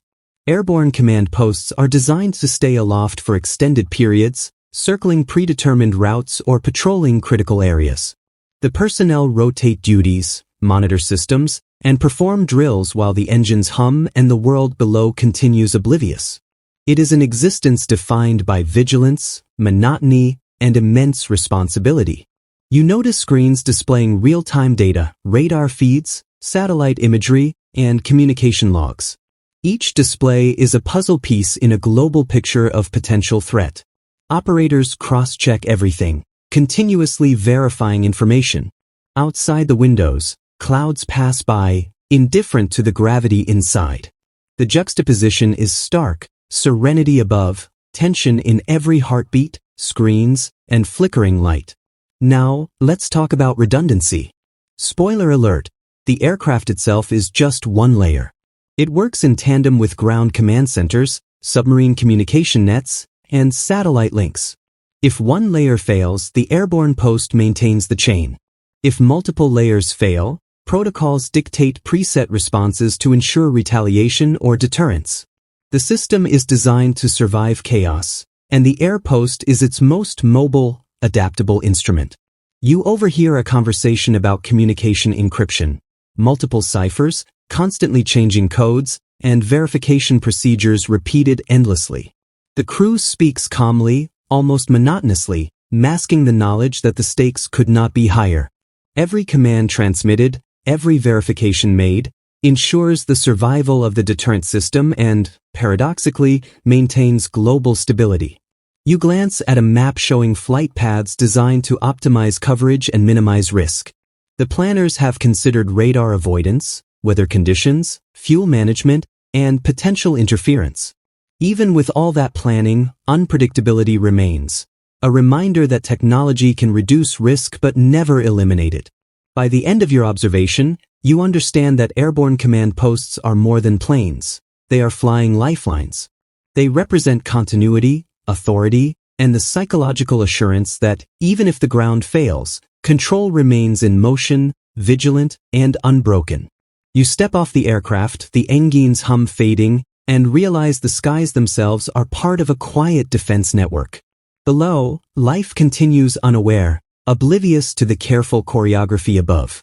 Inside, the crew remains attentive, mobile, and precise. A human and technological firewall in the clouds, guarding a fragile world from its own potential recklessness.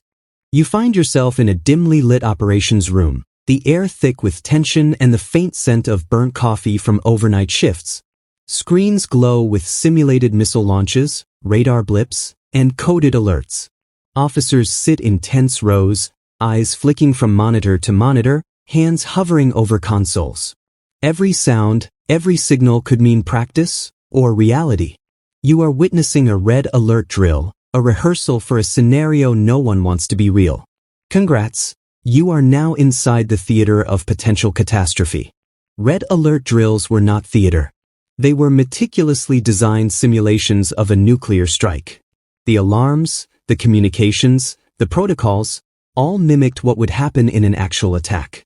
Operators, planners, and decision-makers were trained to respond instantly, verifying data, consulting chains of command, and preparing retaliatory measures. Every drill was a test of human and technological reliability under stress. Now, let's talk about tension.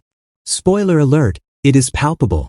Unlike normal office work, red alert drills force participants to operate under the psychological weight of potential annihilation. The blips on the radar are not just dots. They are lives, cities, and continents in peril. Every beep, every alert, triggers the same sequence of thought patterns and protocols as the real thing. For those inside, it is almost impossible to separate simulation from possibility. You watch a technician verify a simulated incoming missile. Codes are cross-checked, alerts escalated, and notifications sent up the chain.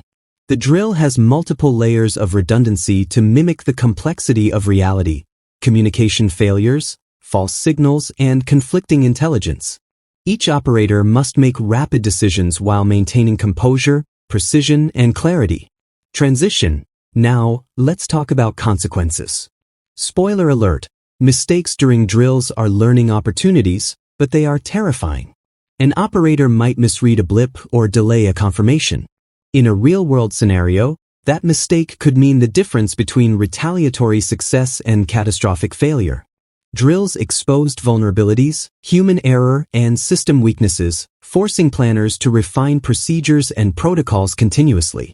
You notice a small note pinned to a console: treat every drill as the real thing. It is advice and a mantra. For those participating, it is a psychological exercise in fear management, discipline, and decision-making under extreme uncertainty. Every drill is a rehearsal for a reality that hopefully will never arrive. Now, let's talk about scale. Spoiler alert: drills could involve thousands of people and multiple systems simultaneously. Radar stations, command centers, airborne posts, submarines, and silos all coordinated as if the threat were imminent. Even civilian authorities sometimes participated, practicing evacuations or communication protocols. The sheer complexity of these exercises is staggering, and it reveals how many moving parts are required to maintain national security. You observe the reactions of the personnel.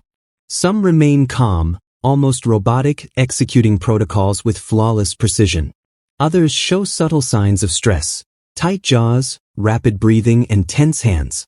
Human psychology is tested in these drills as much as machinery. How do you make life and death decisions repeatedly, knowing most of it is practice, yet still imagining the unthinkable consequences? You trace a sequence of alerts across multiple screens: simulated missile launch, detection, verification, command consultation, and potential retaliation orders. Each step is rehearsed, repeated, and logged. The drill compresses hours of possible chaos into minutes of controlled simulation, revealing the fragility, redundancy, and discipline of the system. By the end of the drill, you feel a mixture of relief and unease. relief because it was practice, and unease because the exercise could have been reality at any moment. Drills are simultaneously reassuring and terrifying. They prove preparedness, yet underscore how close the world could come to annihilation. You leave the operations room, the faint hum of alarms fading behind you. Outside, the city is calm. Inside, the lessons linger. Precision, discipline, and vigilance are essential, because in the cold arithmetic of nuclear strategy, the line between rehearsal and reality is frighteningly thin. You are handed a thick binder, its cover plain, almost bureaucratic. Inside are layers upon layers of contingency plans, protocols for command continuity, evacuation strategies, emergency governance, and survival logistics. The pages are filled with diagrams, lists, and flowcharts designed for a world most of humanity hopes never arrives. You are about to see what happens when planners anticipate the unthinkable.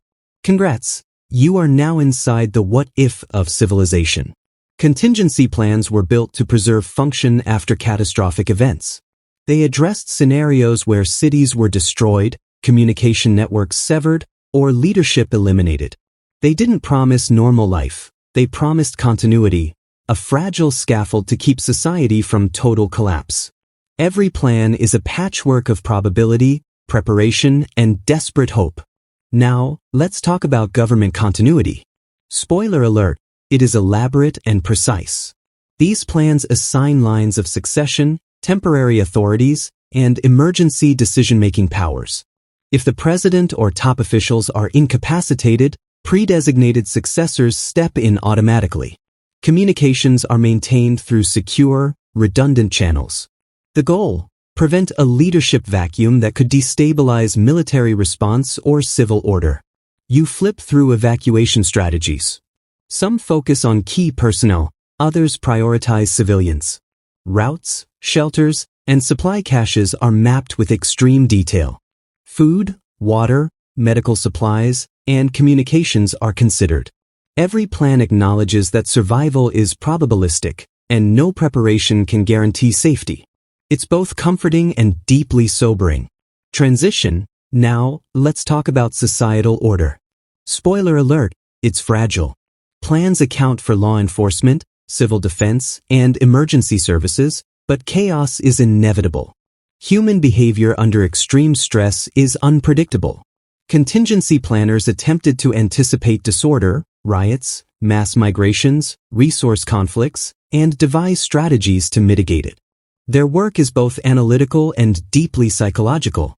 You notice appendices detailing recovery scenarios, rebuilding infrastructure, restoring utilities, and re-establishing governance. These assume that some regions survive, that communication is partially intact, and that humans remain capable of organization. The assumptions are cautious and pragmatic, yet the acknowledgement of fragility is implicit on every page. Now, let's talk about nuclear aftermath. Spoiler alert, the plans address radiation, contamination, and environmental devastation. Fallout maps, decontamination procedures, and shelter guidelines are included. These protocols reveal how planners attempted to impose order on an environment rendered nearly uninhabitable to create survivable zones amid widespread destruction. You follow a sequence showing decision-making under compromised conditions, partial intelligence, disrupted communications, and damaged infrastructure. Plans include pre-authorized orders for retaliation if command centers are destroyed. Every scenario is rehearsed, redundant, and meticulously documented. The planners understood that certainty would never exist, yet they prepared as if it could. You notice small annotations in the margins: adapt to circumstances, prioritize human life where feasible, communicate clearly and quickly. These are reminders that rigid procedure alone is insufficient. Flexibility, judgment, and improvisation are essential even in a system built for extreme precision. By the end of your review, you realize that contingency plans are both hopeful and grim. They acknowledge that survival is partial, controlled chaos inevitable, and human resilience the ultimate variable. They attempt to ensure that civilization, in some form, continues after events most humans cannot fully imagine. You close the binder and leave the room, the weight of preparation lingering. Outside, life continues as usual, blissfully unaware. Inside, plans wait silently, ready to be activated, a quiet testament to the extraordinary foresight and anxiety of those tasked with thinking through humanity's darkest hours. You enter a room lined with bulletin boards, monitors, and stacks of reports, some yellowed with age. The air is quiet, almost conspiratorial, and the faint smell of ink and recycled air lingers. Here, planners focus not on missiles or silos, but on something subtler, equally critical, the human mind. Psychological operations, or PSYOPs, were designed to manage fear, maintain morale, and manipulate perception, both at home and abroad. Congrats, you are about to see how control extends beyond hardware and into hearts and minds. PSYOPs were never purely about propaganda. They were about shaping behavior under extreme uncertainty. Planners considered how information, rumors, and perception could influence civilian populations, allies, and adversaries. The goal: prevent panic, maintain operational effectiveness, and ensure that the chain of command remained intact under pressure. Every message was calculated, every scenario anticipated. Now, let's talk about domestic operations. Spoiler alert, they are delicate and morally complex. Civilian populations need guidance without panic. Broadcast protocols, emergency alerts, and public messaging were designed to communicate threat levels, evacuation procedures, and safety measures. Yet the planners were acutely aware that poorly delivered messages could cause hysteria, chaos, and unintended consequences. The line between reassurance and deception was narrow and constantly tested. You watch a simulation of a warning broadcast. The script is carefully crafted, calm tone, precise instructions, and minimal alarmist language.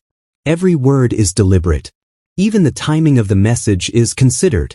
You notice the irony. These rehearsals for communication during apocalypse are themselves exercises in controlling fear, with the audience largely imagined, because the last thing you want is panic in a nuclear scenario. Transition. Now, let's talk about international operations. Spoiler alert, deterrence is as psychological as it is strategic. PSYOPs targeted adversaries by shaping perception of readiness, resolve, and retaliation capability. Leaflets, broadcasts, and intelligence leaks were designed to reinforce the idea that any aggression would be costly, immediate, and unavoidable. The planners knew that fear, carefully cultivated, could be a powerful instrument of survival. You notice reports analyzing population behavior, both domestic and foreign. They estimate likely responses to strikes, alerts, and misinformation. Human psychology, in this context, is as important as missile accuracy or communication redundancy. Misjudging how people react could undermine the entire deterrent strategy. Now, let's talk about the human operators. Spoiler alert, they are trained in subtlety and observation. PSYOPs officers must anticipate not just enemy actions but public response. They learn to think like civilians under stress, like foreign officials interpreting signals, and like a population balancing trust with fear. Every calculation involves probabilities of emotional reaction, panic, compliance, or defiance. You follow an example of an emergency alert system exercise. Operators simulate messages for shelter instructions, radiation warnings, and evacuation guidance. Even the order of information matters, as does tone, phrasing, and the medium of delivery. It is painstaking work, bordering on theatrical, yet grounded in the reality that miscommunication could amplify catastrophe. You notice a memo: fear is inevitable. Control is essential. Panic is lethal. These words encapsulate the philosophy: humans are fragile under existential threat, and maintaining composure, or at least perceived control, can be the difference between order and chaos. By the end of your observation, you realize that psychological operations are as integral to survival as missiles, silos, and command posts. The human mind is both the most unpredictable variable and the most critical factor in national defense. PSYOPs exist to guide it, manipulate it, and protect it, quietly, methodically, and often invisibly. You leave the room, stepping into sunlight, the quiet hum of strategy lingering. Outside, People go about daily life unaware of the careful orchestration designed to keep fear contained and morale intact. Inside, the planners continue, managing perception with the same precision and vigilance as the instruments of destruction they oversee. You are standing in a dimly lit operations room, screens glowing with radar returns, telemetry, and incoming alerts. The air is tense, almost electrical. Every technician, analyst, and officer is alert, fingers hovering over verification consoles. A single blip could be a false alarm, or the first sign of global catastrophe. Here, you witness how close humanity has come to disaster, often because the systems designed to prevent it can lie. Congrats, you are about to confront the terrifying imperfection of even the most advanced nuclear defense networks. False alarms are inevitable in complex systems. Radar glitches, satellite misreads, computer errors, and human mistakes can all trigger warnings of incoming attacks. In isolation, these errors are technical. In the context of nuclear command, they are existential. Operators must act quickly to verify, cross-check, and interpret, knowing that hesitation could be as deadly as overreaction. Now, let's talk about historical examples. Spoiler alert, they are chilling.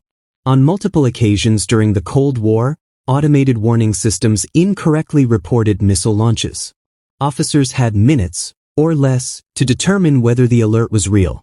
In some cases, the warning systems flagged dozens of missiles when none existed. The stakes were literal. A single misjudgment could have triggered full-scale retaliation, initiating the very apocalypse these systems were designed to prevent. You watch a simulation of a false alarm scenario. The room goes quiet, the team executes verification protocols, and multiple communications channels are checked. The tension is almost unbearable. Operators move with methodical calm, repeating procedures drilled into muscle memory. You realize that training is as much psychological preparation as technical preparation, the ability to remain calm while the world teeters on the edge. Transition. Now, let's talk about human judgment. Spoiler alert, it is the ultimate safety net. Automated systems can fail, but humans interpret the data. Officers verify radar returns, cross-check satellites, and confer with superiors. Their decisions, made under extreme time pressure, determine whether a false alarm remains a blip or escalates into retaliation. The irony is sharp. The very individuals trained to execute apocalypse may instead save the world by doing nothing. You notice reports and after-action reviews from near misses. They detail misread signals, software glitches, and miscommunications. They also highlight procedural improvements, redundancy checks, and the lessons learned. Each incident reveals the fragility of nuclear command and the razor-thin margins separating calm from catastrophe. Now, let's talk about psychological stress. Spoiler alert, it is immense. Operators know that even a single mistake could have global consequences. Training helps, protocols guide action, and redundancy mitigates risk, but the weight of potential annihilation cannot be fully removed. Many officers describe a sense of relief tinged with disbelief after false alarms. Relief that the world did not end, disbelief that it came so close. You follow a sequence of alert verification. Initial blip detected, cross-check radar, consult satellites, confirm with command, wait for code verification. Every step is repeated, logged, and double-checked. Time moves both quickly and agonizingly slowly. The operators act with precision, yet the awareness of stakes creates a tension that cannot be rehearsed away. You glance at the margins of a historical report. The system is only as safe as the people operating it. The note is both caution and truth. Human judgment, trained and disciplined, is the final barrier between order and apocalypse. Technology is essential, but it is imperfect, fallible, and sometimes alarmingly misleading. By the end of your observation, you understand that false alarms are more than technical glitches. They are reminders of the fragility of human civilization, the razor-thin margins that separate life from disaster, and the critical role of disciplined, calm judgment in the face of potential annihilation. You leave the operations room, the faint hum of machines lingering behind. Outside, the city is calm. Inside, the lessons persist. Even the best systems lie, fail, and mislead, and it is human vigilance that prevents those lies from becoming reality. You are seated in a shadowed briefing room, walls lined with maps, flowcharts, and top-secret projections. The air is heavy, carrying the faint scent of ink, coffee, and unease. Before you lies the culmination of decades of planning, the endgame scenarios. These are the contingencies considered when deterrence, the delicate balance of fear, readiness, and mutual assured destruction, fails. Congrats, you are about to confront the theoretical collapse of a system designed to prevent collapse itself. Endgame scenarios were grim, comprehensive, and utterly terrifying. Planners mapped out sequences of attack and retaliation, infrastructure collapse, population displacement, and environmental catastrophe. They anticipated what happens when the chain of command breaks down, when communications fail, and when even the most sophisticated deterrent systems cannot prevent the unthinkable. Now, let's talk about escalation. Spoiler alert, it is frighteningly fast. In simulations, an initial strike triggers immediate calculations for counterstrikes.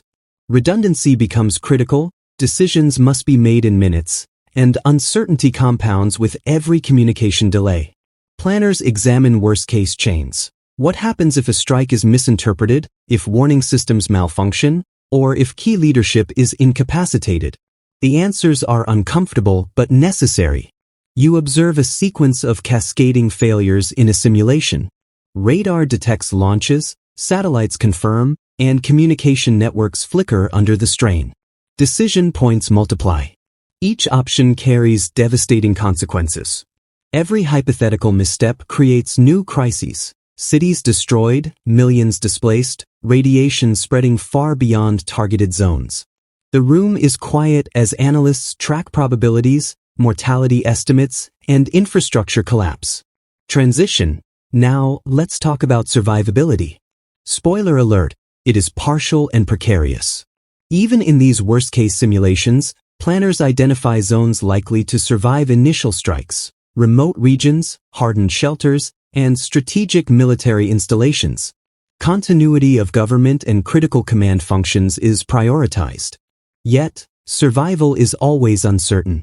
Fallout, societal breakdown, and logistical collapse mean that the majority of people will face hardship, chaos, or worse. You notice charts projecting timelines, hours, days, weeks after the initial attack. They predict food shortages, medical crises, and mass displacement. Planners calculate evacuation routes, resource distribution, and emergency governance. Even these meticulously crafted plans are inherently fragile, a reminder that the best-laid strategies are only as effective as human execution under catastrophic conditions. Now, let's talk about deterrence failure. Spoiler alert, it is terrifyingly simple. Mutual assured destruction relies on rational actors believing that retaliation is guaranteed. If communication fails, intelligence is wrong, or an adversary misinterprets intentions, deterrence collapses. These scenarios examine not only the physical consequences but the psychological and political ones. Panic, misjudgment, and fear-driven escalation. You watch analysts trace potential fallout, missile trajectories, and casualty estimates. Each simulation is horrifying, yet the planners approach it clinically. They are not numb. They are disciplined, trained to think in probabilities, redundancies, and contingency layers. Their job is to understand the unimaginable, quantify it, and prepare, not to flinch.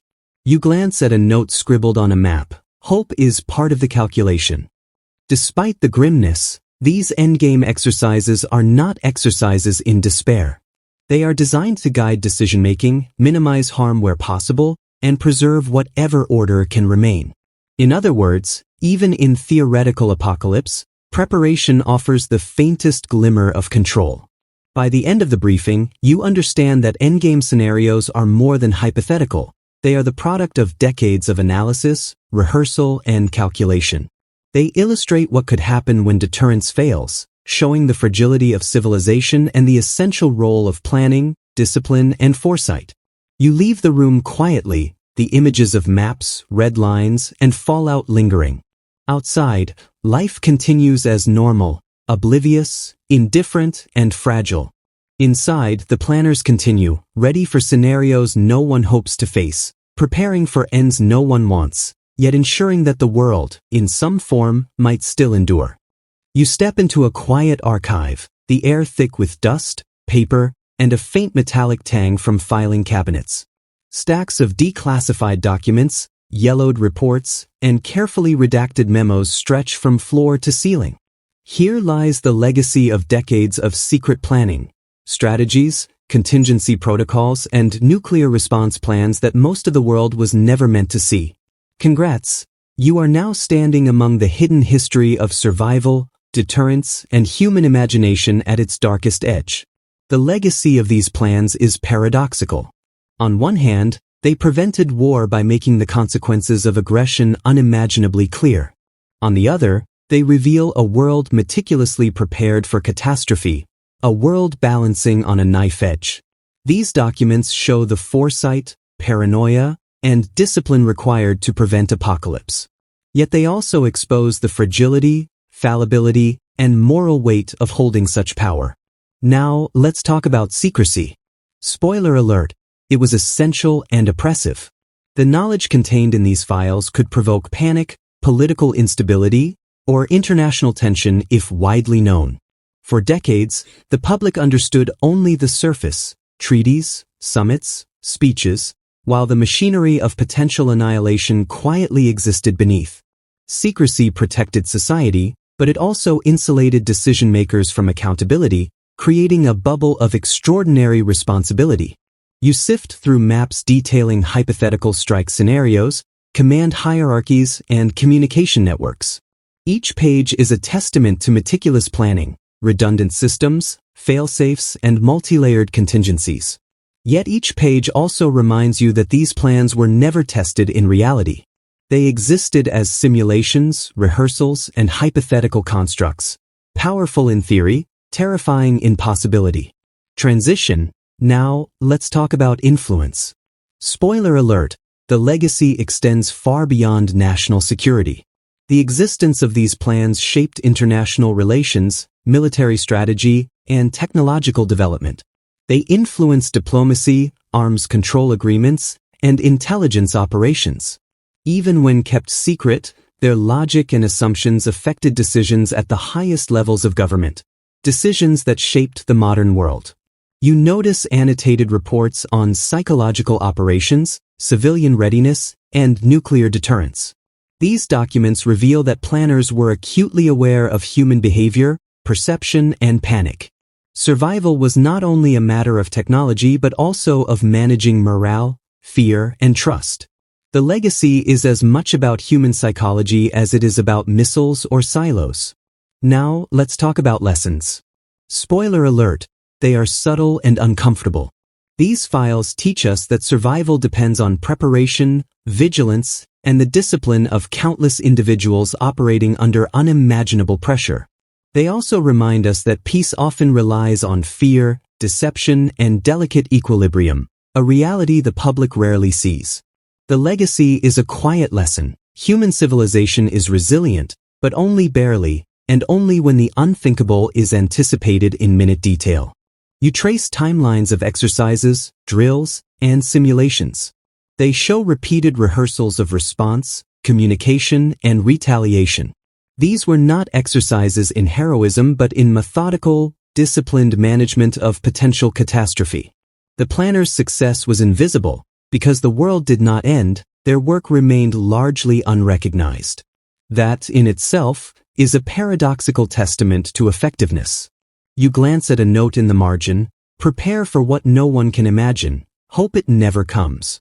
It captures the essence of the legacy, foresight, meticulous planning, and quiet vigilance, coupled with the understanding that some knowledge is too dangerous for the public domain. These plans exist as invisible scaffolding supporting global survival. By the end of your tour, you realize that the legacy of these plans is complex.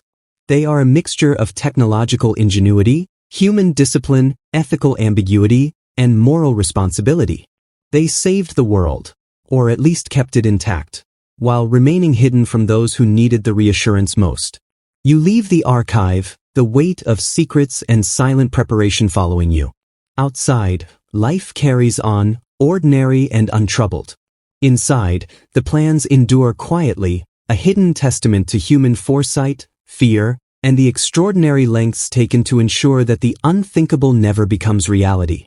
You stand alone on a quiet rooftop, the city sprawled beneath you, lights twinkling like fragile fireflies against the dark. Somewhere below, life continues. Cars hum, conversations murmur, children laugh. Above, the sky is indifferent, vast, and infinite. In this moment, you reflect on everything you've seen, the secret plans, silos, submarines, drills, and simulations. You realize that civilization has spent decades balancing on a knife edge, and the margin for error is terrifyingly thin. Congrats! You have reached the end of the story, though the story itself never truly ends.